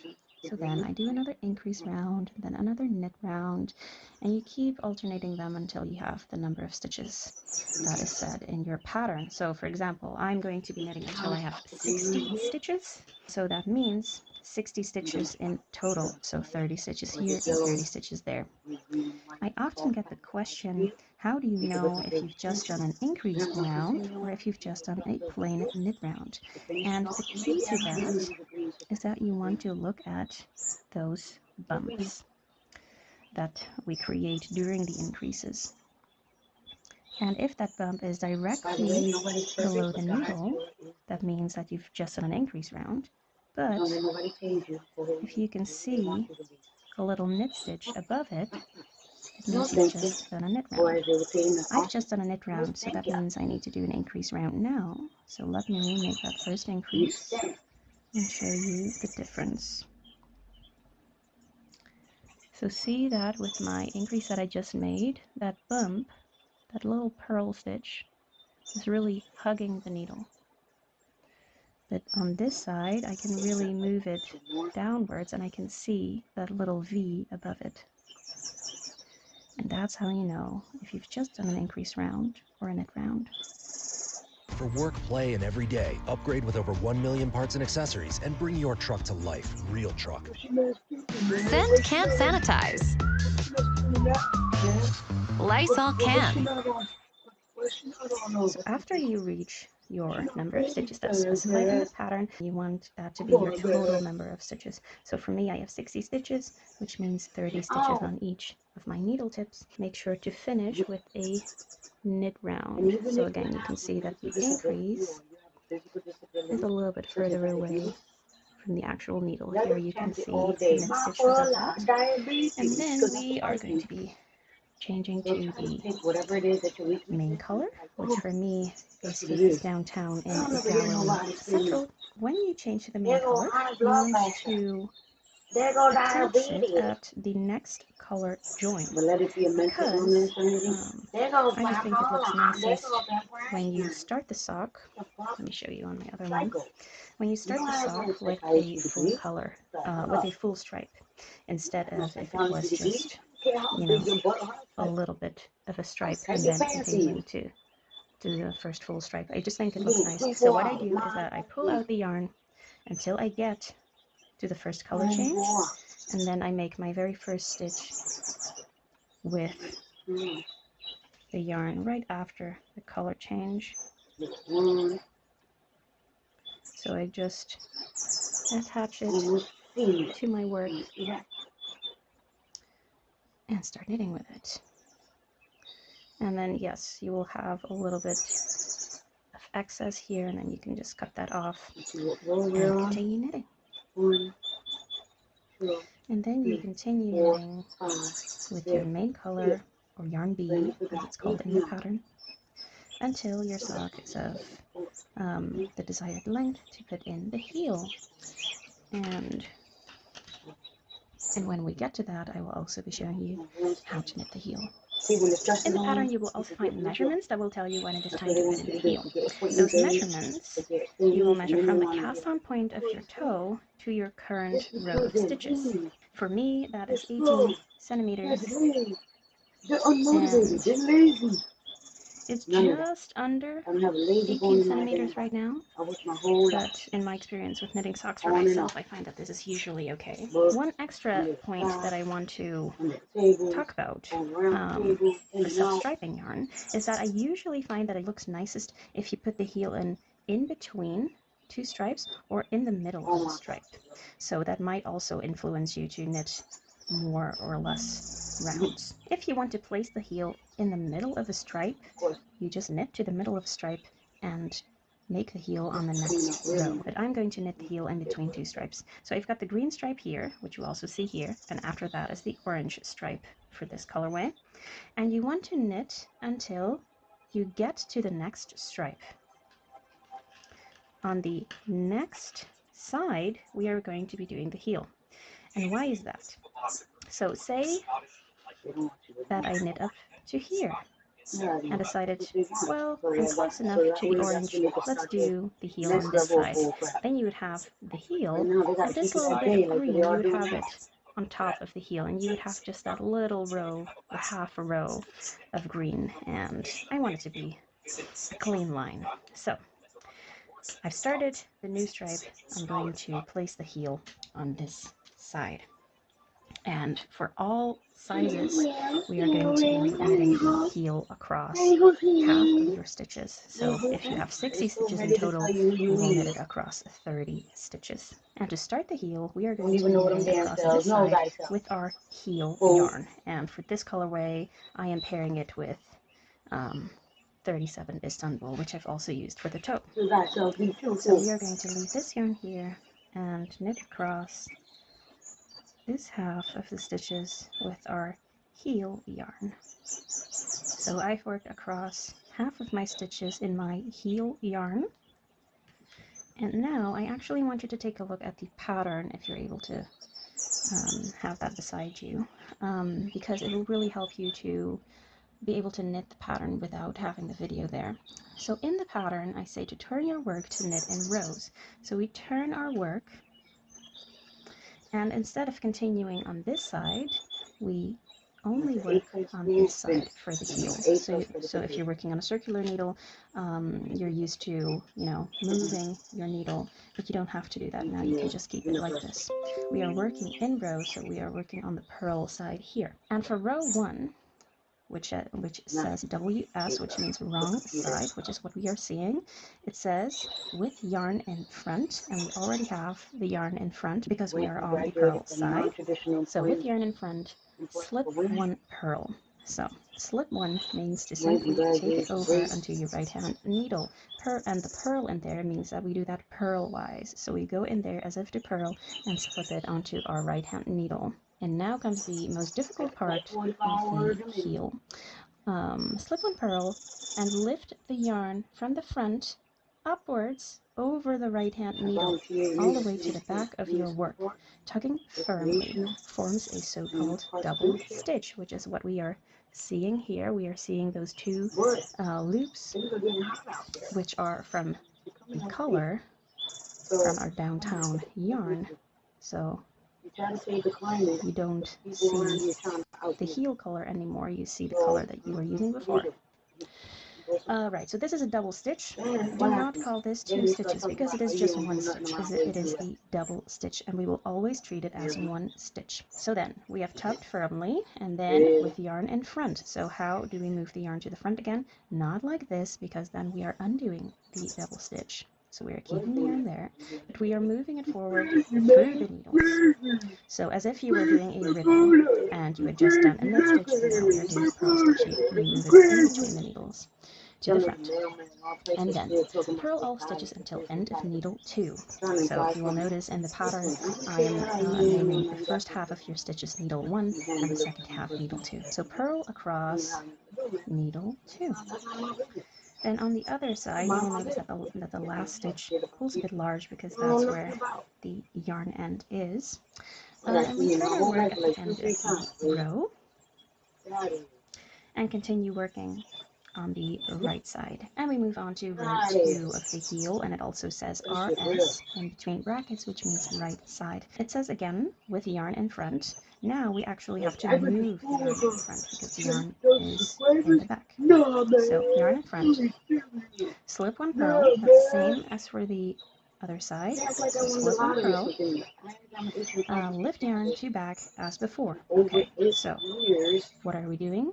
Lift the yarn from the front upwards over the right hand needle, and again this forms a double stitch, but it will look different on this side. On this side it will kind of look a little bit twisted. It might look as if there's a little X on your needle, and I'm holding this end here because it makes it a bit easier. So it looks like this. So kind of like a little X, if you can see that. Alright, lift yarn to back as before, and then it gets to stay at the back because we are doing knit stitches, and for knit stitches we need the yarn to be at the back. So keep the tension on and knit. And this time we don't knit all of the stitches, we knit until you reach the next double stitch.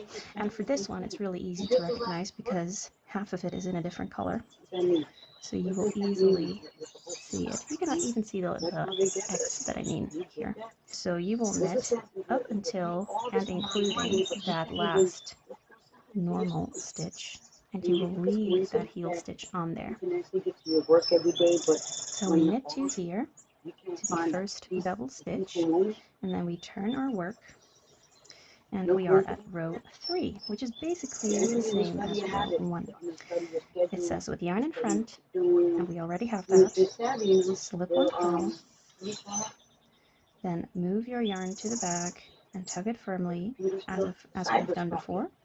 And then with yarn in front again, so move it in between those needles to the front. So your yarn has now basically looped around the right hand needle. And now we are going to purl our stitches until the next double stitch. So that is on the other side here. And it's a little bit more difficult to recognize this one because it is not in 2 different colors. But you might recognize it by the shape now. So you will knit all of these stitches up until here, and leave this double stitch on the left hand needle. So let me show you here. I have one regular stitch left and then one double stitch. So I'm going to knit that regular stitch. And now we take a look at the pattern. It says repeat rows 2 and 3 until you have a certain number of stitches, depending on your size, until you have that number of stitches left in between your double stitches.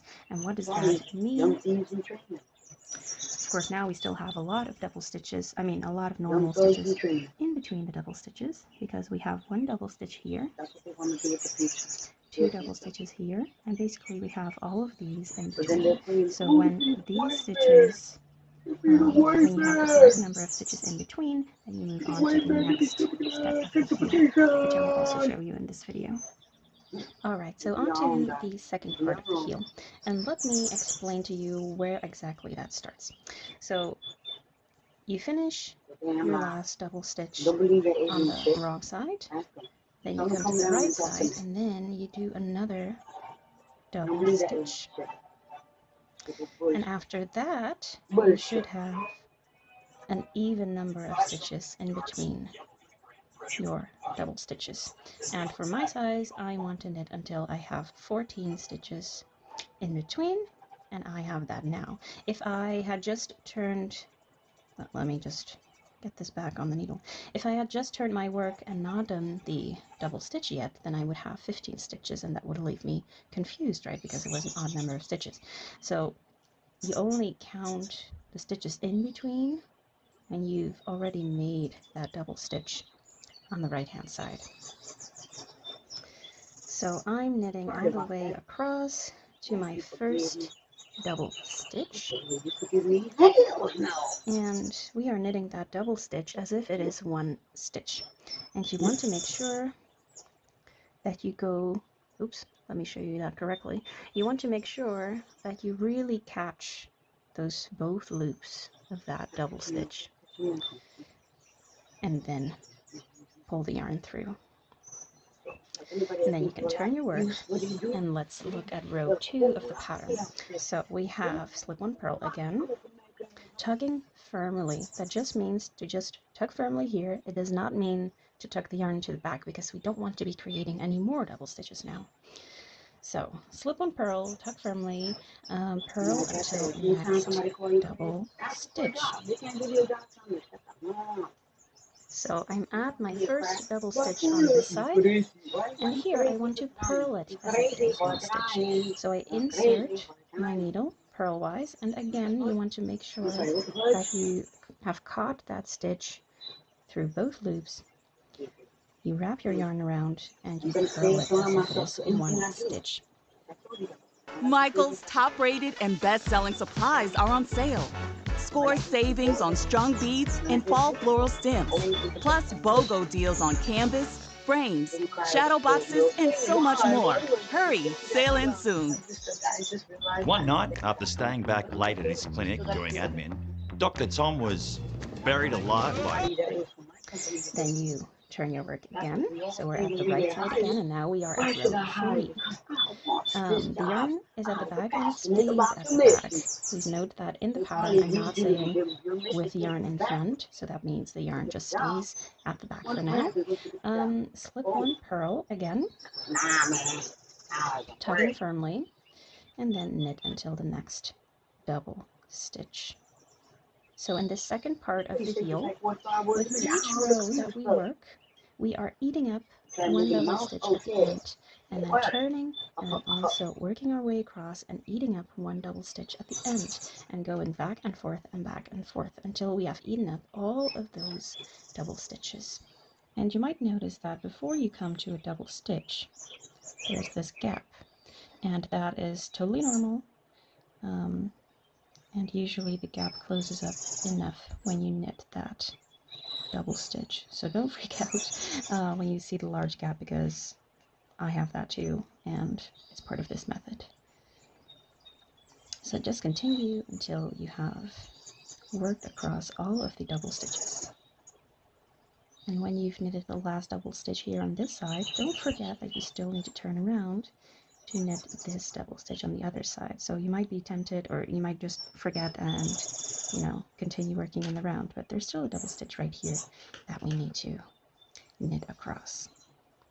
And when we've knit that very last double stitch over there, we turn our work to the right side, and if everything is correct, then you're back here where your downtown yarn is, the main color, and we will continue with that, and you can cut your heel yarn. But before we start to knit in the round again, we need to pick up a couple of stitches, and because if we just start here to knit in the round, there would be quite a hole here, quite a gap. So we want to pick up some stitches on this side, and we want to pick up stitches so that it doesn't leave a hole. So we don't want to pick up this bar right here. We don't want to pick up this bar here.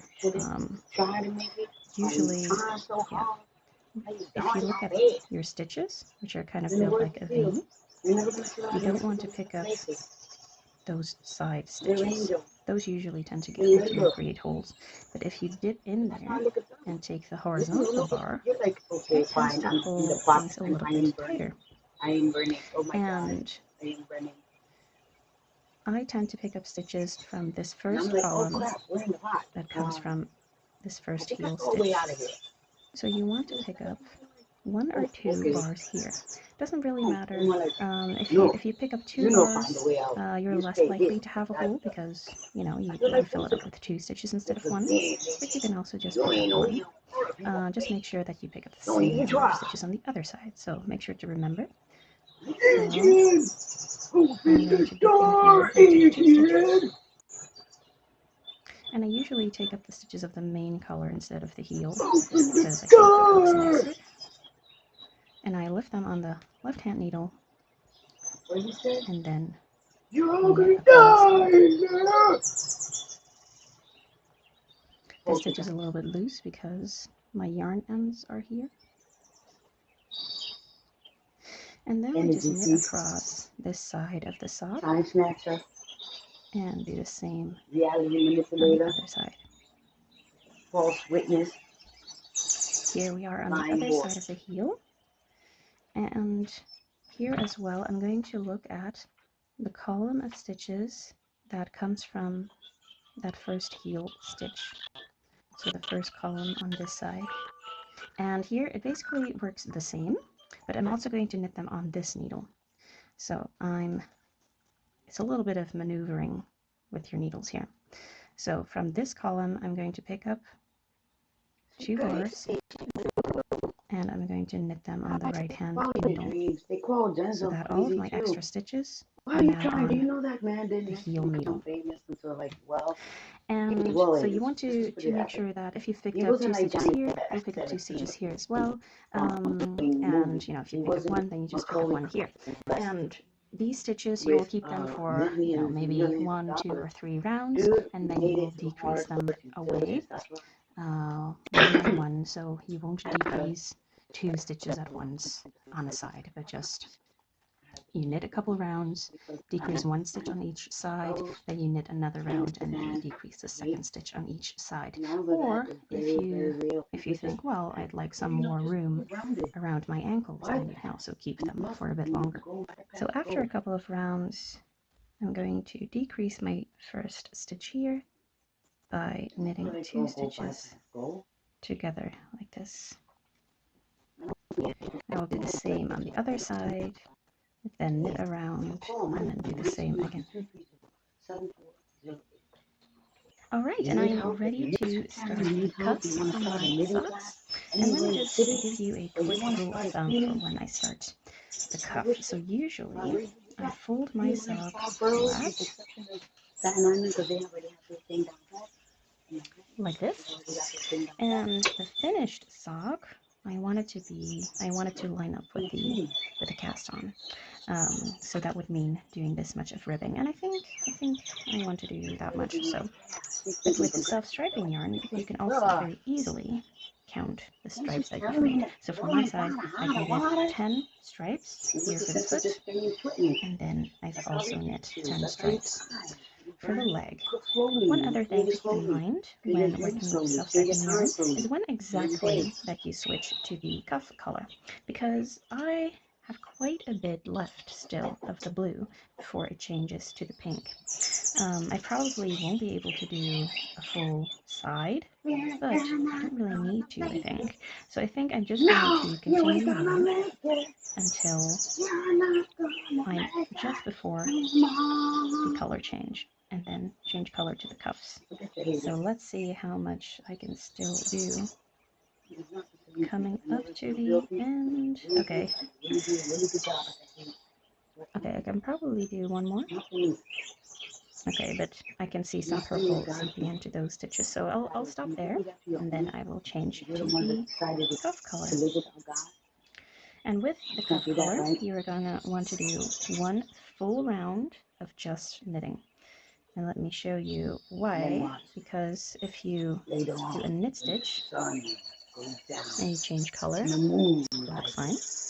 But if you do ribbing right away, then it will show, because a purl stitch will take the stitch underneath and pull that back up. So you will see that. So that's why I'm going to do one full round knitting first. And when I've knit one complete round of the cuff color, then I will proceed to actually knitting ribbing for the cuff. The ribbing that I'm going to do is knit 2, purl 2. I'm going to end this side with a purl 2.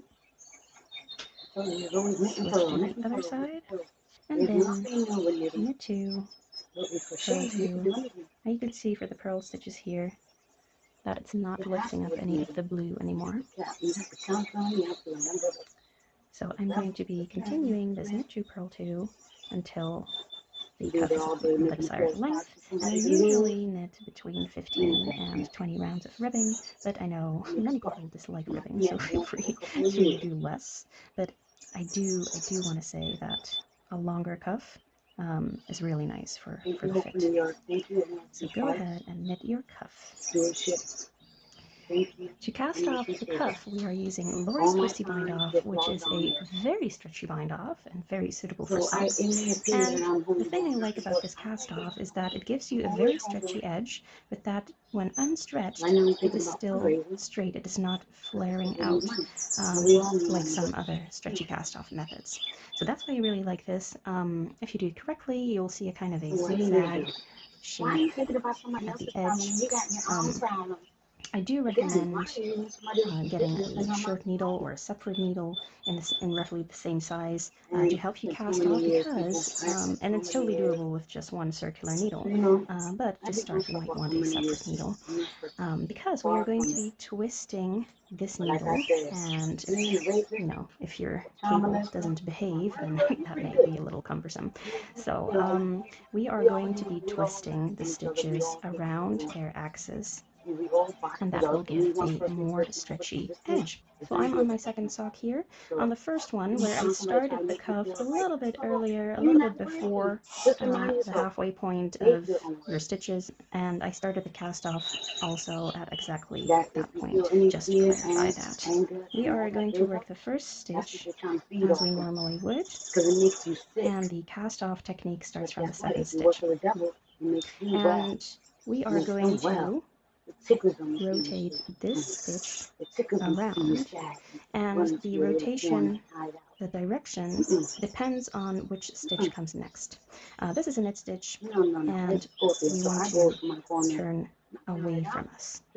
And a way to remember that is that, if you were to knit this stitch, you would go in like this, so with the needle pointing away from you.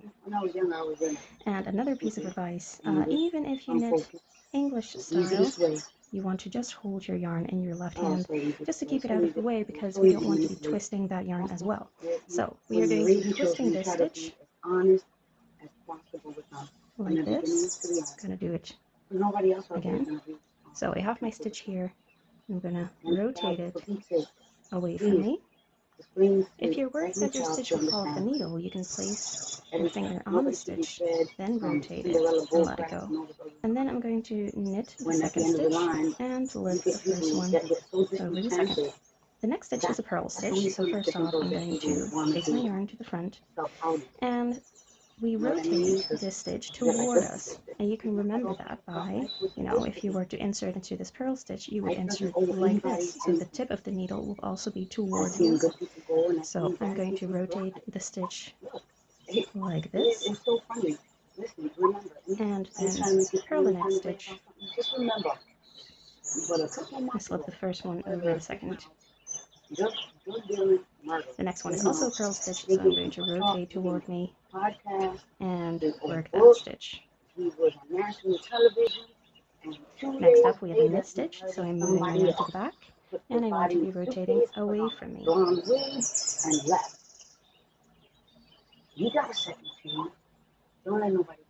And we continue doing this method for all the stitches, and I think you can see why a separate needle would come in handy here. And so I'm going to continue doing this, and I'll show you what to do at the halfway point of your round. If you're noticing that your stitches get a little bit big, then you can, after rotating, you can pull on the yarn a little bit more.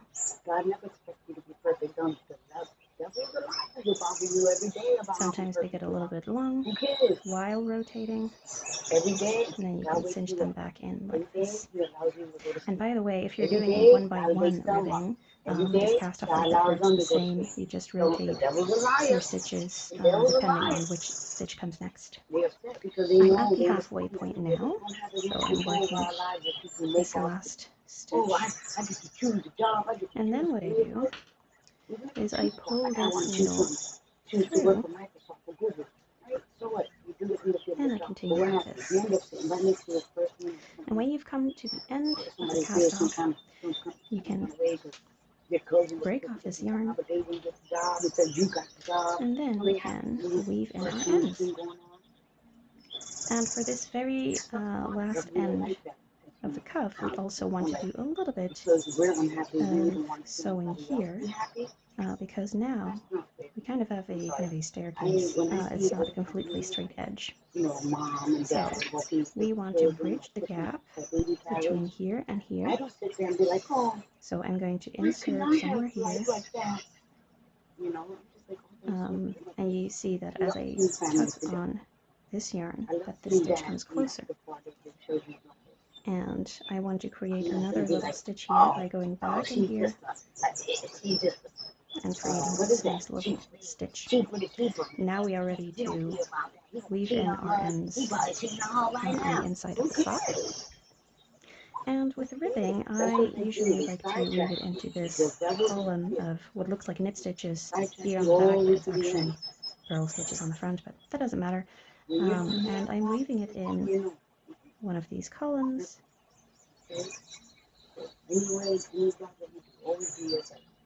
And I'm using a very sharp needle so that I can go in the stitch, and that it won't show on the outside. And I'm kind of using a twisting motion to go in those stitches. And I go all the way to the beginning of the cuff, and then I go back and do the same.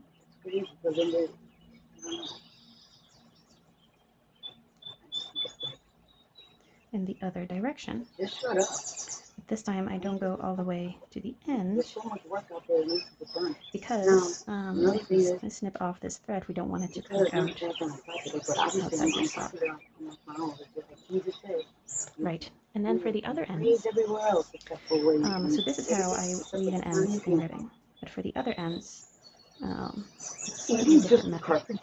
And I'll show you what it looks like with this end. It's quite short, but I can work with that because it's a contrasting thread, so you will be able to see what I'm doing.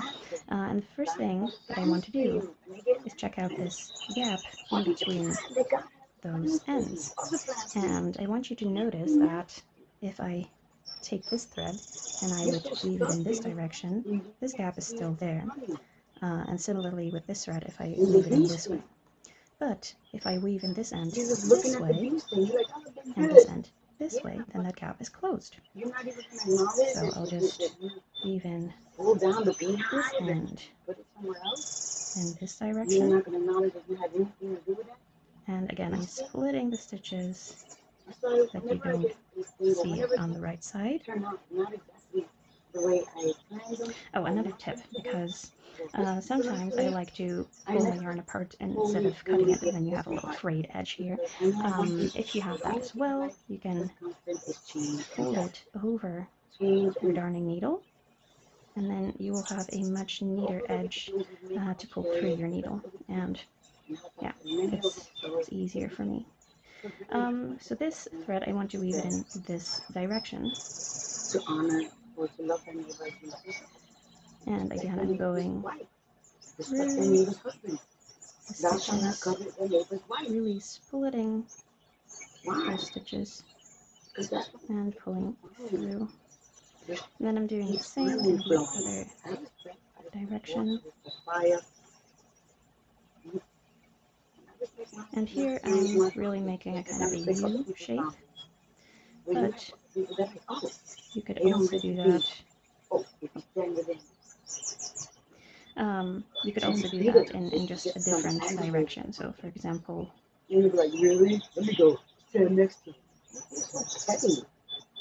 like this. As long as there is a kind of a corner in the way you're weaving your ends, then if you tug on your project, then that end won't get, it won't unravel, or at least not as easily. And that is how I weave in my ends. And I do that in the same way for all of the other ends in my sock, and for the ends that you have alongside your heel, if there are some more gaps, you can use it to cleanse up that gap a little bit more. And that is how I finish my socks. Thank you so much for knitting these socks with me. I hope you enjoyed as much as I did, and I hope that these will be the first of many, many more pairs of classic no-leaf socks. I want to thank Escapees for sponsoring the yarn to make these socks, and I want to thank my testers for knitting these beautiful pairs of socks as well. I hope you enjoyed this tutorial video. Please do leave a like, subscribe to my channel, maybe leave a comment. I will leave any relevant links down below, and I hope to see you in a future video. Bye-bye!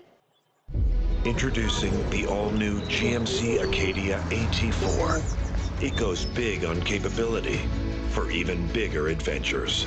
Live your biggest. Sleeves and a lovely folded double neck, so some lovely techniques to show you in this video. It's also a great project if you want to use up all your scraps. To follow the video, you're going to need a copy of the pattern, which I will link to in the description, so you'll be able to get your hands on all the information you need to follow along. And without further ado, so first off, you're going to want to pick a colour scheme. I've gone for a really fun, bright, poppy, rainbowy kind of colour scheme. I wanted to use up all of these ends of colourful yarn that I have lying around and do something with them, but it would look amazing in anything. You could knit it in one solid colour, you could knit it in pastels, neutrals, monochrome, whatever you fancy. So yeah, let your imagination go crazy with it. So the first step is to cast on, and we'll be starting by casting on with the neckline. This is a 1x1 double folded over neck.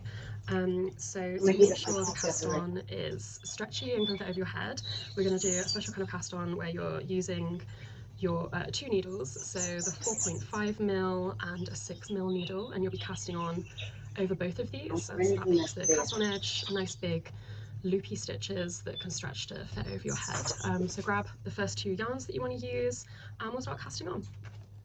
So you can really cast on using any sort of cast on you like. I like using a cable cast on. I think this is called a cable cast on anyway. So I'm just going to do it like that, but it really doesn't matter. Just use whichever method you prefer. And yeah, just cast on the amount of stitches for your size in the pattern. I'll just do a couple more stitches just so you can see kind of how the double needle cast on works.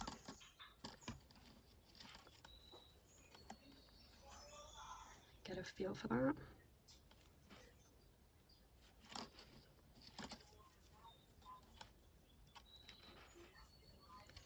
Okay, and then I'll meet you right back here once you've done your cast on. Okay, so I've got all of my cast on stitches ready to go. I've taken out my 6mm needle that I was using to cast on with, and from now on we're just going to be working on these 4.5mm needles, or whichever size that you need to get the right tension. That's totally fine. And just one little trick that I'm going to recommend that you do is cast on one extra stitch. So you'll have your number of cast on stitches plus one extra that we're just going to use to join the round so that there's not a gap, and I'll show you how to do that in a moment. Okay. Now also, because I've got quite a long cable and my stitches don't come all the way around, I'm going to work using a magic loop, which is a really useful trick if you don't have the correct sized cable. You can just take some extra length out and work around normally. So what you need to do is just go through your stitches, pull the magic loop out to create the right size so that your stitches can join. And then make sure your stitches aren't twisted, so just go around and make sure before we join that they're all facing upwards. Yeah, we're good to go. So yeah, your magic loop will look like this, and as we go around I'll show you how you can keep the magic loop moving each row. Okay, so you're probably wondering what we're going to do with that extra stitch that I made you cast on. So we're just going to knit the first stitch and pass that extra stitch over, and that stops you getting gappy knitting. And what we're also going to do is just add in a stitch marker here so that we can keep track of our rounds and know how much we've knitted. Okay, so stitch marker in, and then we're just going to keep going in a 1x1 rib. So that's purl one, knit one, and repeat. My internet, my rules. Introducing My Home from Verizon. Choose what goes into your internet plan and always know what you pay. The price is the price, guaranteed. Plans start at $35 a month. Only on Verizon.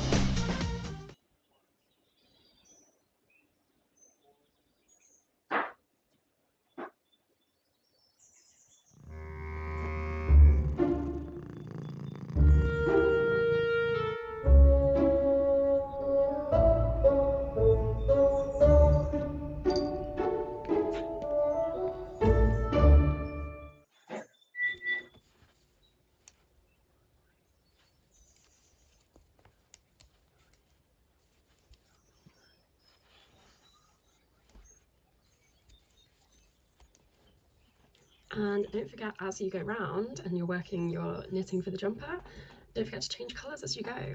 So I won't give away all the details here because you have to buy the pattern to find out how to do the whole technique, but I'll show you how to swap one colour out, leave about 3-4 centimetres of a tail, and then add in your new one. I'm going to add in this pink, and then just tie a nice sturdy knot. You can deal with the ends later, or you can do as Larkabaga says and just tie knots. Don't worry about them. So yeah, that's nice and secure. Tie it off again. I think lots of people worry that the knots are going to come undone, but they don't. They're fine. And then you can just keep going and knit with your new end of yarn. So that's how it looks, with a little knot in the back, and you can just continue with those 2 strands. So I'll see you in 9 centimeters time. Okay, it's a new day and I've got my neck ribbing 9 centimeters here. all finished, and I had a lot of fun kind of changing colours as I went, adding in some texture. So now I'm going to show you how to fold over the neckband to get that nice folded double neck that we're looking for. So you're going to finish working your rib, your last round of rib for the neckline when you get to your stitch marker, and then just pass that along. We'll use that later. And we're going to fold our neck. We're still working on our 4.5mm needles, and now we're going to knit every stitch on this needle, and every second stitch we're going to knit into the back to hold it in that folded shape. So I'll show you how we do that. Can knit the first one, and then this one we're going to pick up the stitch from the back. So follow that stitch all the way down and knit into the bottom here. So we'll be knitting through both of these. And there we go, that's our first folded stitch. So again, I'll show you some more so you can get the hang of it.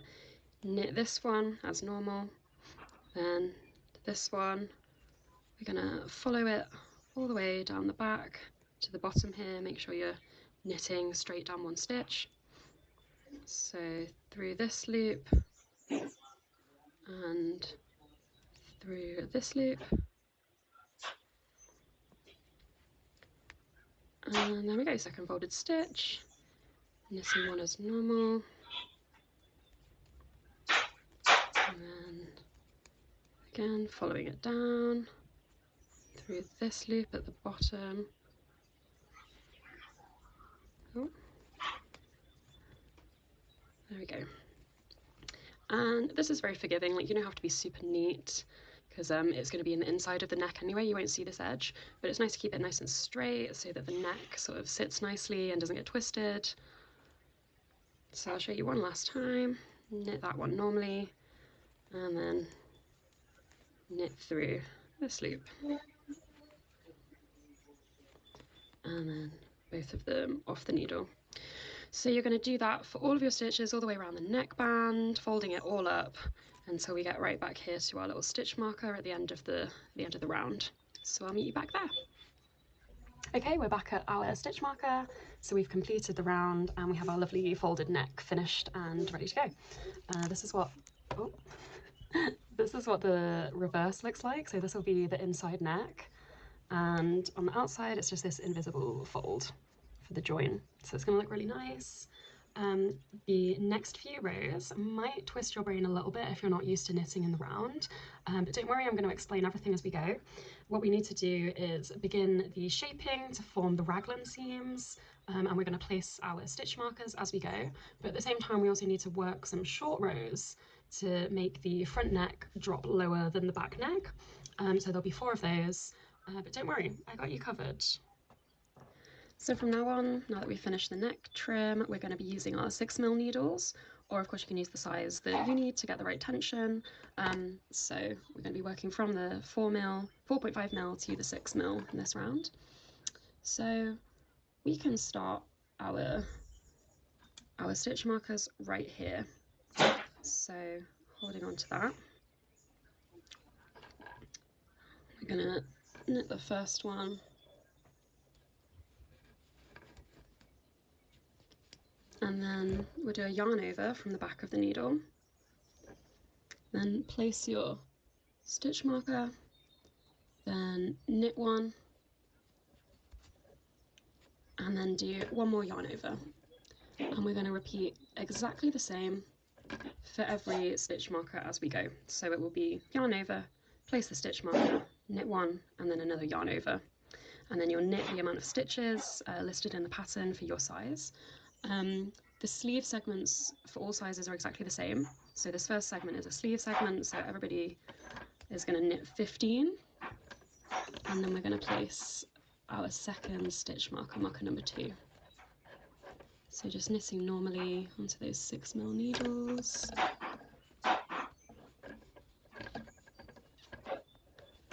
And don't feel bad if you mess this up the first time around. I've already messed it up and filmed it and had to go again. So everybody makes mistakes. 9, 10, 11, 12, 13, 14, 15. Great. So what do? We yarn over, place markers. You'll notice that I'm using markers that are all different colours as well, just help me differentiate between each section, can make things a bit easier.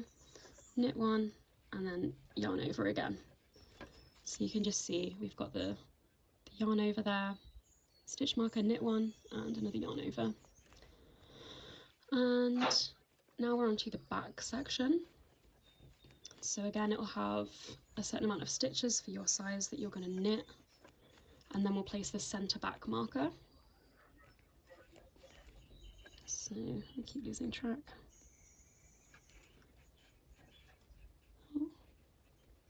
7 and 8. And the centre back marker is just a bit different. We don't increase around this one. This one's just going to be used as a counter. So we'll be able to count the amount of rows that we've done by this centre back marker. So as you're going through the rounds, you won't increase around this, you'll just pass it and keep going.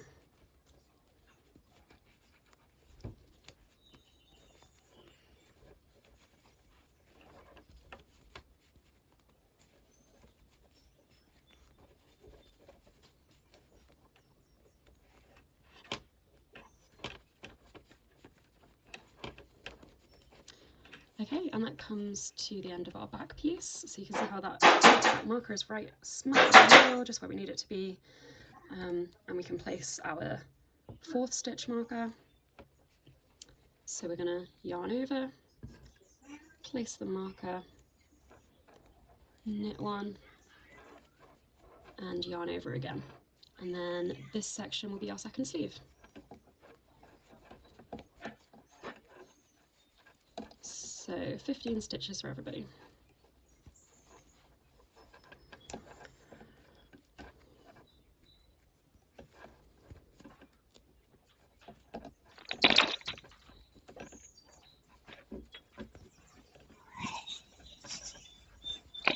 The house is now reaming with the smells of cooking meat. Magic loop. You might just have to do what I'm doing and sort of keep your needles organised as you go. Let's see, how many stitches did I do? Alright, fine. I don't know how much you guys have watched. 12, 13, 14, 15. Amazing. So now we can place our 5th and final stitch marker. So again, it's a yarn over, adding in a gold one this time. Then we can knit one and yarn over again. Now, okay, so we've just placed our 5th and final stitch marker. So you can see we've got 5 stitch markers in place. You know why? To separate the different segments that we're working with. Got the 2 sleeves to the...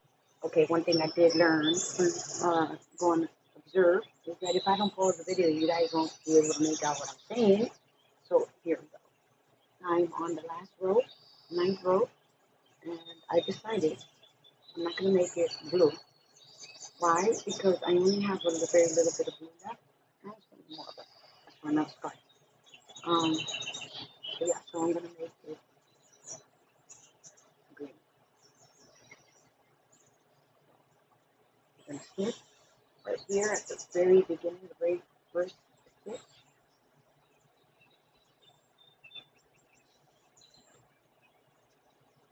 Let it go.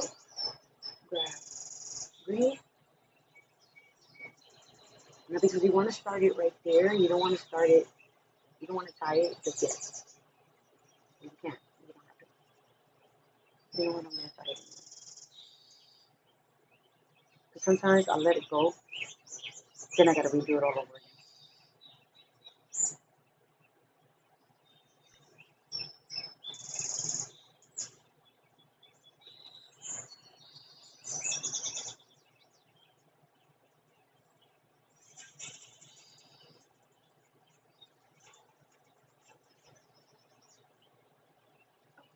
the side here, and this will be the front neck, this will be the back neck where we have that center back marker. Okay, so don't knit any further. What we're going to do now is start doing our short rows. So we need to just do 4 short rows so that the back neck sits up higher and the front neck sits down lower with a bit of a drop so that it's more comfortable and easy to wear. So what we do, once we've placed our 5th stitch marker, we've got that yarn over, so knit 2 more stitches. In the pattern it says 3 stitches, but the yarn over counts as a stitch. And then we're going to turn the work, so the wrong side is facing you, and we're just going to purl all the way up until after the first stitch marker. So all the way around here, we're going to purl until we get back to the front neck. Okay, I'll meet you there. And before you start purling, make sure you pull this string extra tight so that there's no holes in the front neck from where you've turned the work. Okay, when you come across the yarn overs, just purl them in a kind of twisted way, I guess you'd call it. So you're purling this front leg of the stitch. Counting does slow you down. So that it doesn't form like a lace hole.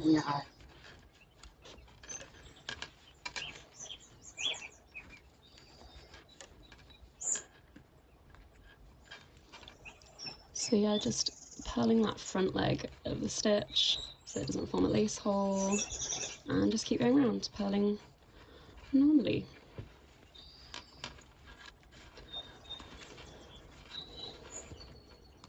When you're innovative and inspirational to others, they like to keep you around just so they can steal your ideas.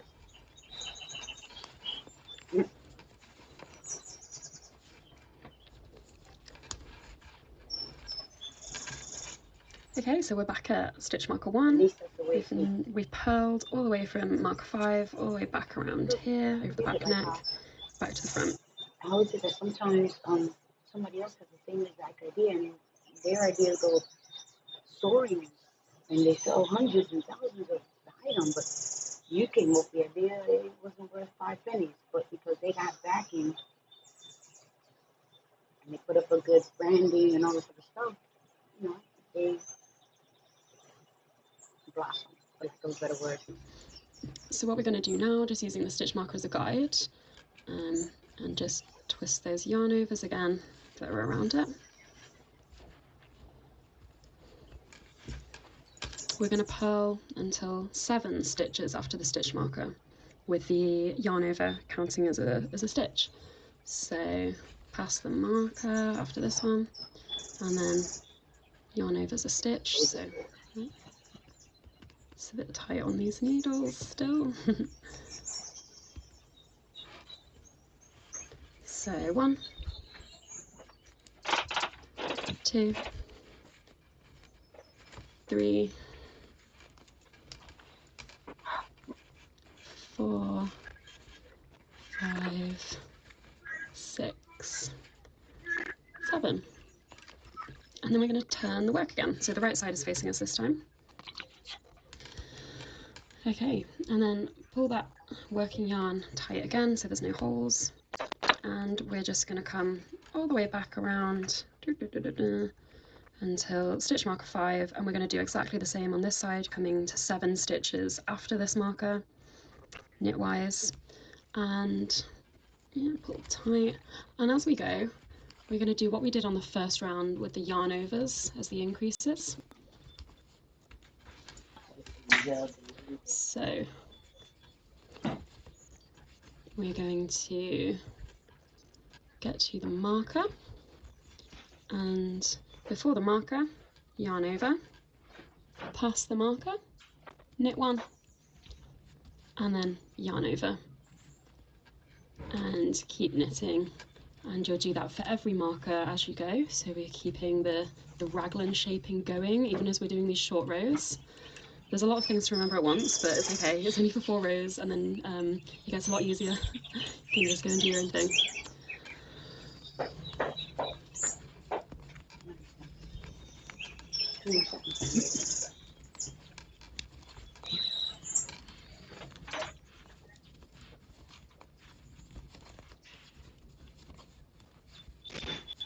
board.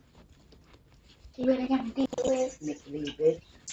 Okay, so this marker, get to the marker,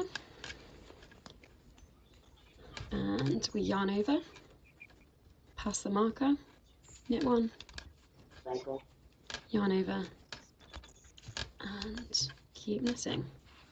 So it's essentially what we did as we were placing the markers, but this time you just pass them onto the other needle.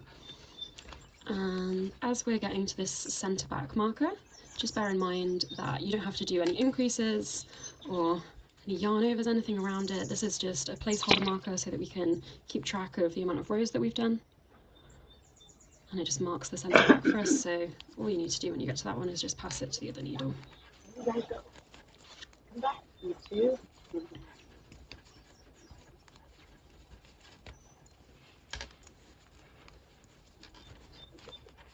try it all.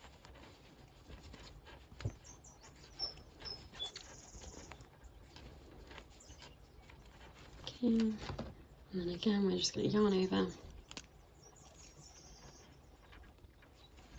knit one, yarn over again, and keep going. And as you can see, we're nearly at that gold 5th marker, so I'll meet you there. Okay, so we're at that 5th marker. I've changed to a nice chunky pink yarn to get some texture in there, and we're just going to do the same that we did at all the other stitch markers. So yarn over, pass that marker, knit one, another yarn over, and we're going to go to 7 stitches, so knit 6 more, so that yarn over counts as a stitch. Ooh.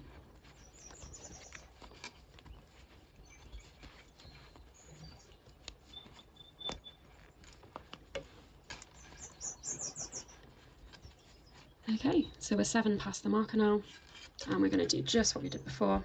Turn, so the wrong side of the work is facing you, and then we purl. Pull that tight, and we're going to purl all the way back to this first marker again, all the way around, and then we'll go 3 past this marker this time, including that yarn over. So 1, 2, 3, and I'll meet you there, and then we can begin our regular shaping. The short rows will be done. Okay, here we are. Beautiful. That's the short rows finished with 3 stitches after our first stitch marker. And we can turn our work and continue as normal. You can see the raglan starting to form here. And here, this is how it should be looking. And if you look at those short rows and how it's kind of more knitting on the back, so the back neck will be up higher and let the front neck fall, so it's easier to wear. So if we turn our work to face us, the right side faces us again, we can start just increasing normally, which is how we're going to work the rest of the body up until you've got the required amount of repeats. So we'll get to the stitch marker and we'll just do that yarn over, pass the marker, knit one, and yarn over again. And just repeat that for every stitch marker all the way around until you get back here.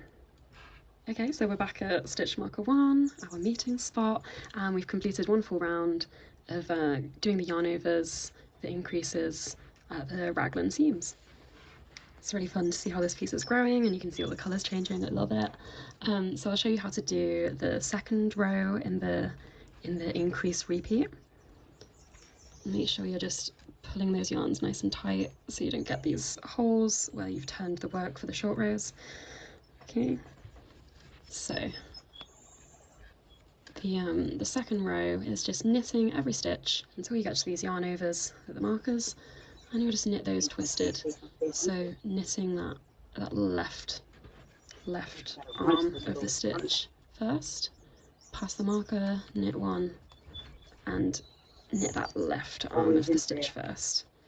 And that means you won't get a lace hole, it just forms a kind of knit stitch there. Okay, I'll show you how to do that at the next marker, so you've got the hang of it. And then you've got your 2 repeat rows, and you can just keep going, repeating those 2 rows until you've got the required number of repeats or stitches on your needle. Like, no matter what you do, sometimes you'll always find somebody that feel like you're good, is not good enough, or just too good. Why? Because like some people want to do live streams. They do. Okay. But they live stream for So yeah, just knit that one. You can see there's a yarn over there. So just going in through the front, twisting it past the marker, and again for this yarn over, in through the left of the front there, and twist. Perfect. And you can keep working those 2 rounds, repeating one after the other, until, like I say, you've got the right amount of stitches on your needle, or count the amount of repeats you've done by the amount of holes on your raglan there. So you can see I've done 3 repeat rows, because there's 1, 2, 3 little holes. So if you get stuck, you can just count the holes on your raglan and it'll tell you how many you've done. Okay. Hey, it's another new day. I've completed my raglan shaping now. So we've come to a point where we've completed the amount of shaping rows that it says in the pattern, and you can really start to see your raglan seam forming now. And again, if you've lost track of how many rounds you've done, you can just count the holes next to the raglan seam, and that'll tell you how many rounds of shaping you've got. And we're back at stitch marker 1, our meeting place. And the last round that you should have done will have been the round 2 of the shaping, where you knit every stitch and you knit the yarn overs twisted. So we've got a nice fresh round of knitting to work from. And what we're going to do now is split the side sleeve sections off and keep those to knit later on a thread, and from here on we'll just be working the body separately. So what we're going to do, you can take off your stitch markers, you don't need those anymore, just the one in the centre back, and you're going to take a thread and a darning needle and just place all of the stitches from stitch marker 1 to stitch marker 2 onto a thread. I was like, yeah, you know, suitcase, you put all the stuff in, you show up, and you do the cleaning, and you go. And that will later become like a week later. She incorporated her business, bought a new car, bought all the supplies. But you see how God don't like ugly? What happened? A couple of months later, her best employees stole her clients. Literally. You don't have to use a thread if you have a large enough stitch border. You're fine to use that. Anything that just keeps those stitches safe and out of the way. I like using a thread because it's light, it kind of doesn't get in the way, it's flexible. Sometimes stitch borders can be a bit rigid when you're trying to knit in a different direction. Not the one that stole. Oh, and by the way, I believe it was like the second day last little bit. And I think we're at stitch marker 2. So that will be our first sleeve. So keep those up for now. And then what we're going to do, just to bridge the gap between these 2 needles, so imagine this is going to be the underarm area. You can sort of see this is where the sleeve is going to come out.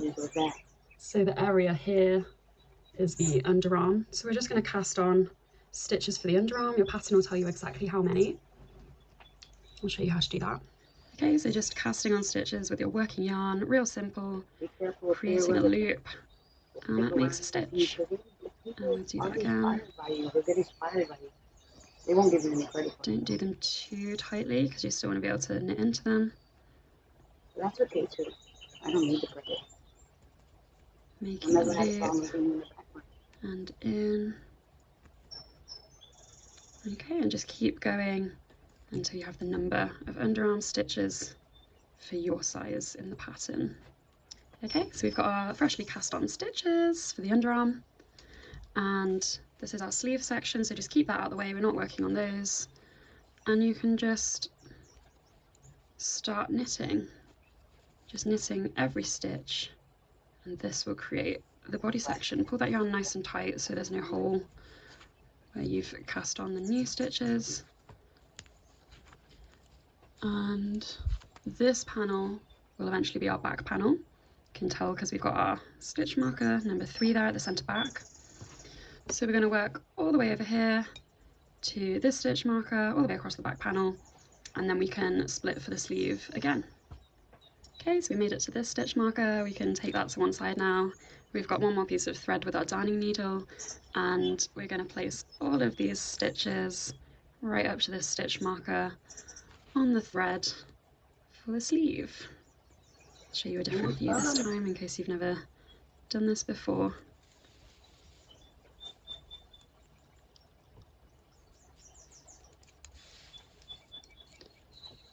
But yeah, basically placing all of those stitches just as they are on the needle onto the thread.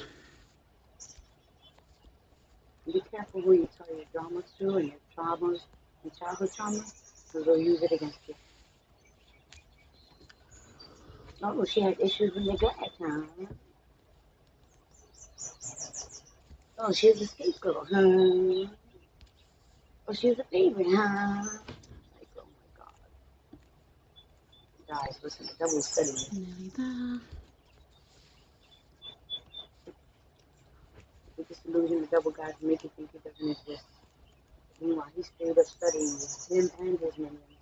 Ugly ass minions.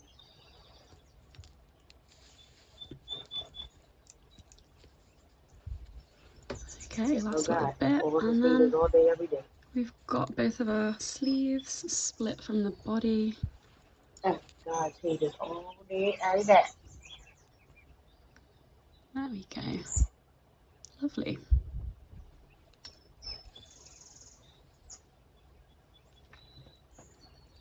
So you can see our sleeve on the thread, and we're going to do exactly the same as we did for the last sleeve and cast on those stitches for the underarm piece. So again, the pattern will tell you how many to do. I'm mechanically inclined, not just being inclined, I'm mechanically inclined.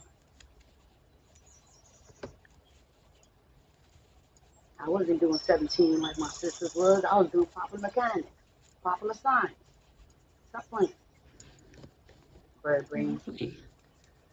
And again, we're just gonna knit I wasn't straight doing into the round. 90210. Pull that yarn nice and tight again. I was doing murder shield. And Hardy boy. there we have Mystery. it. The sleeves are split off. Woo. And here's the finished result. So this is how your piece should look. I've just knitted a couple more rows after splitting the sleeves. So you can clearly see how the neckline is coming together, where the sleeves are going to be, and we'll be knitting down from here to form the body. So keep going, just knitting in the round, forming that body. There's lengths in the pattern that you can follow, or if you'd like it to be a little bit longer, you can go ahead and add some extra length and just make it the length you want it to be. And I'll meet you when we've knitted the body and we're just about to start doing the rib. How's that working out for you? Hello, it's another lovely new day. I spent last night working on the body of my jumper, and here we are. This one has been so much fun. It's been super chilly, super cold here, so it's been so nice getting cozy in the evenings and working on this lovely jumper. And I'm just loving the colours, how they're coming out. It's just so bright and tropical and sunny. It's giving me everything I need right now. Okay, so now that we've knitted the body, we just need to knit the rib that's going to be the hem along the bottom here. And to do that, we're just going to switch to our 4.5 needles, or whichever needles you've been using to get the correct tension for your ribbing. And then we knit the rib, just however much it says in the pattern for your size. And then we're going to meet back after knitting our 1x1 rib and just cast off, and then the body will be done. We can move on to those sleeves. So my ribbing is done. 7 centimeters of rib, nearly there. All we need to do now is cast off. And I like to do an invisible cast off. If you just want to cast off rib wise, that's completely fine. It's a lot quicker and a lot easier. But I'll give you a quick tutorial on how to do an invisible cast off. I'm not the best at it. There's probably loads better tutorials out there, but I'll just show you what you need to do. You need to leave a really long strand of yarn and get your darning needle, and I'll show you how to do it. Okay, so we're at our centre back marker. That's where we finish the rib round, and really to do an invisible rib cast off, it's just 4 moves. So starting with a knit stitch as the first stitch on the needle.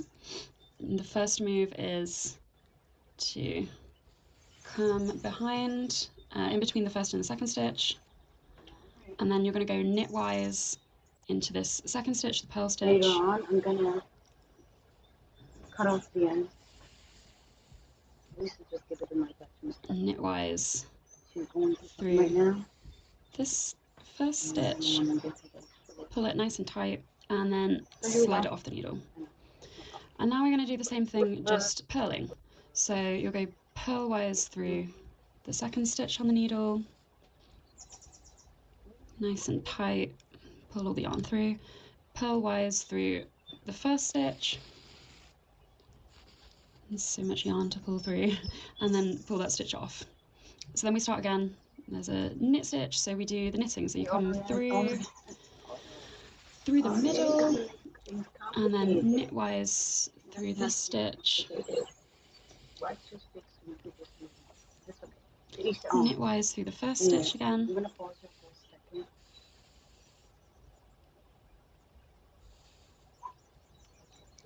and that one comes off. Pull everything tight, and then we can do purlwise again, so purlwise through the second stitch,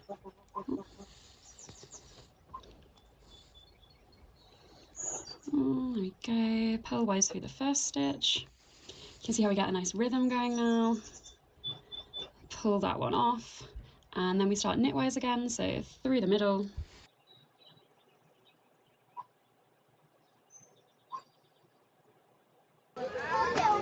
so when you are living in this area, you have to leave it, like, cannot take yourself to a higher level. Even me, as I was a kid, I used to play in this mud. Most of the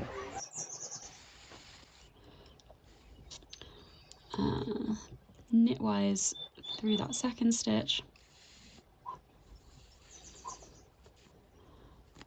knitwise through the first stitch, and oh dear, got my tail a bit caught. It's okay, it's all good. And then off. So you can see how it leaves this lovely invisible kind of, it all fades into the rib edge, which I really like. It's really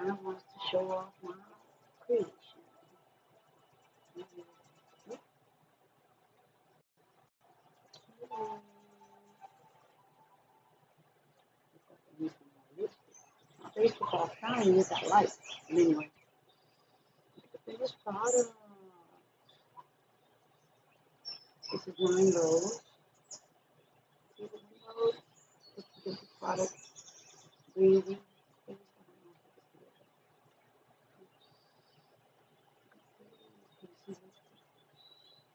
Windows.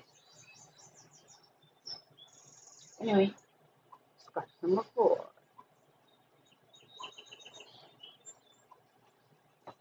You know what? I'm going to try something different. I'm going to stop the streaming after this video. I'm going to check my food.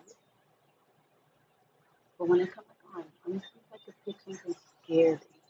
It won't be knitting, but I'll be knitting on the side. Is that okay? I hope you like it. If you don't, that's your problem. You can always go on. Swipe on. Swipe on.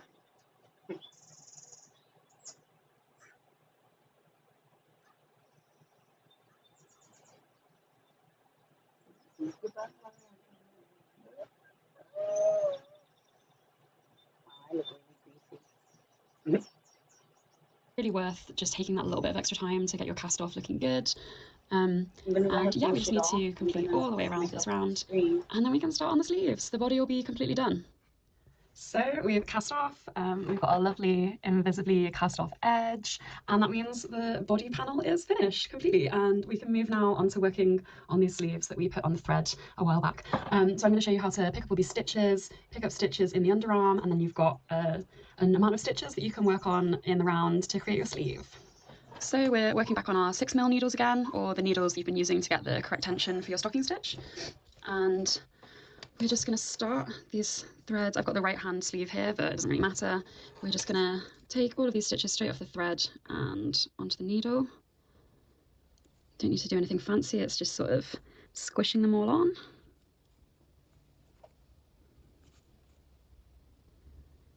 Ooh. And if you're anything like me, start getting excited at this point, because it's like halfway through, we're nearly done, we've just got the sleeves to do, and you can really see how the jumper's coming together, how all the colours are working together, and sort of what the fit's going to be like, how it's going to look. It's like a really exciting stage.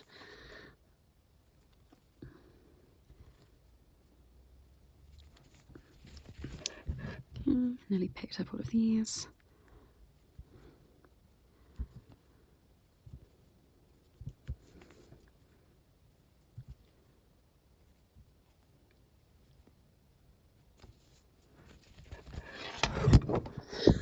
Nearly dropped the camera. Just the last few ones to go.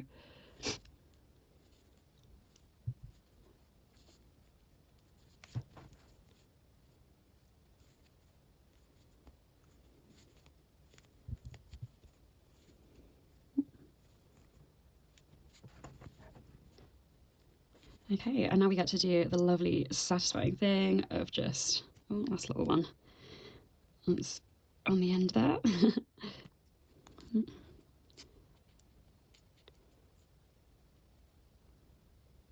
Oh my gosh, can't get it.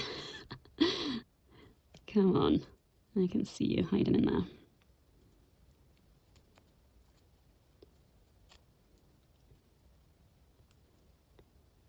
Okay, there we go. No stitch left behind. Now you get to see the lovely satisfying thing. You get to pull your thread all the way out now that those stitches are on the needle. Oh yeah, nice. And then what we're going to do, we now need to pick up the stitches along this under sleeve area where we cast on stitches on the body. So we're going to take some new yarn. I've already tied a slip knot in here, and we're just going to pick up stitches. It's a different number of stitches for each size, so double check what you got for your size, and we're just going to pick them up. You can see here just in the knit stitches, so there's little loops between each stitch, and that's where we're going to aim for, and we're going to put our needle. So starting with the slip stitch, so needle in there. There should be 1, 2 threads, so go under the second one, needle in, pop our slip stitch on and just tighten it up a little bit. There we go. And then we pull it out, and that's our first stitch. And then into the second one. Again, make sure you're going into under the second bit of yarn. Second stitch, going in again, yarn round and pull it back through. One more time, in there, yarn round, fill it back, and the last one I'll show you. There we go. And then you're just gonna do that and pick up stitches for your size all the way until you get to the end here, and then you'll have your stitches to work on for the sleeve. And here we are. I've picked up all my stitches. We've formed one big round all the way around the sleeve and on this underarm section, and you can just continue knitting now all the way around these stitches, knitting every stitch until you get to the length stated in the pattern for your size, and I'll meet you there. So I've had a chance to knit a little bit of the sleeve now, and I'll just show you how to measure it, because we're going to measure the length of the sleeve from the underarm area. So yeah, not measuring it from the side neck or anywhere else. You just measure your sleeve progress from the underarm stitches that you cast on. So obviously you lay it down properly on a flat surface, but yeah, you can just measure from here to see how long your sleeve is. So I may have got a bit bored last night and finished off that sleeve while it was too dark to film, but I've come to the end of the stocking stitch part of the second sleeve, so I'll just show you how we finish off the last couple of steps of this jumper, which is the decrease round for the cuff and then working the cuff in rib. So for the decrease round, it might help you to put in a stitch marker just to keep track of where we started and where we ended, and we're just working the decrease round sort of starting at the middle of the underarm section that we cast on. So just so the start of the round is sort of on the underside of the wrist where you can't see it. And then we're just going to knit 2 together,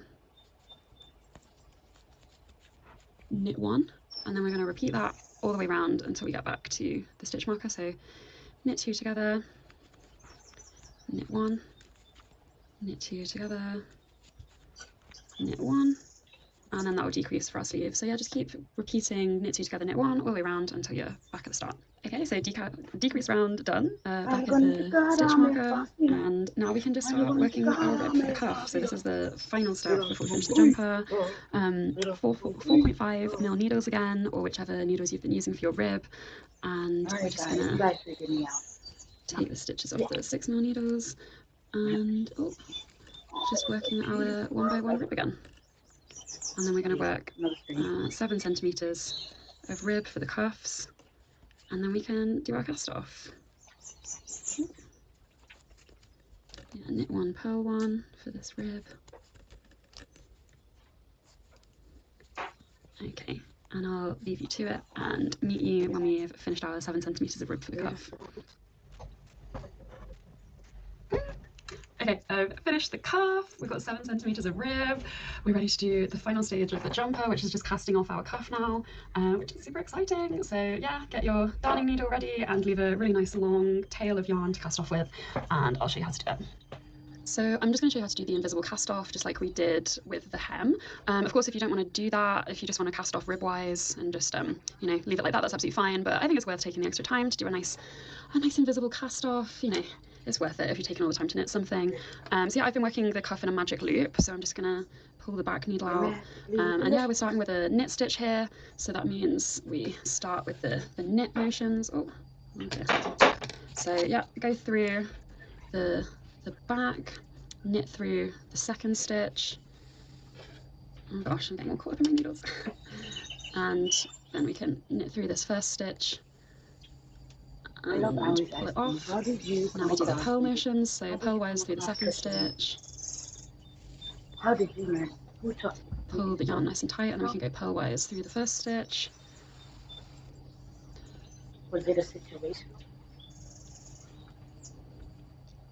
Pull it nice and tight again. And then we start again, and we do knitwise, so knitwise through the second stitch. 1 more minute. Knitwise through the first stitch. Alright. You can already see that nice invisible rib ending.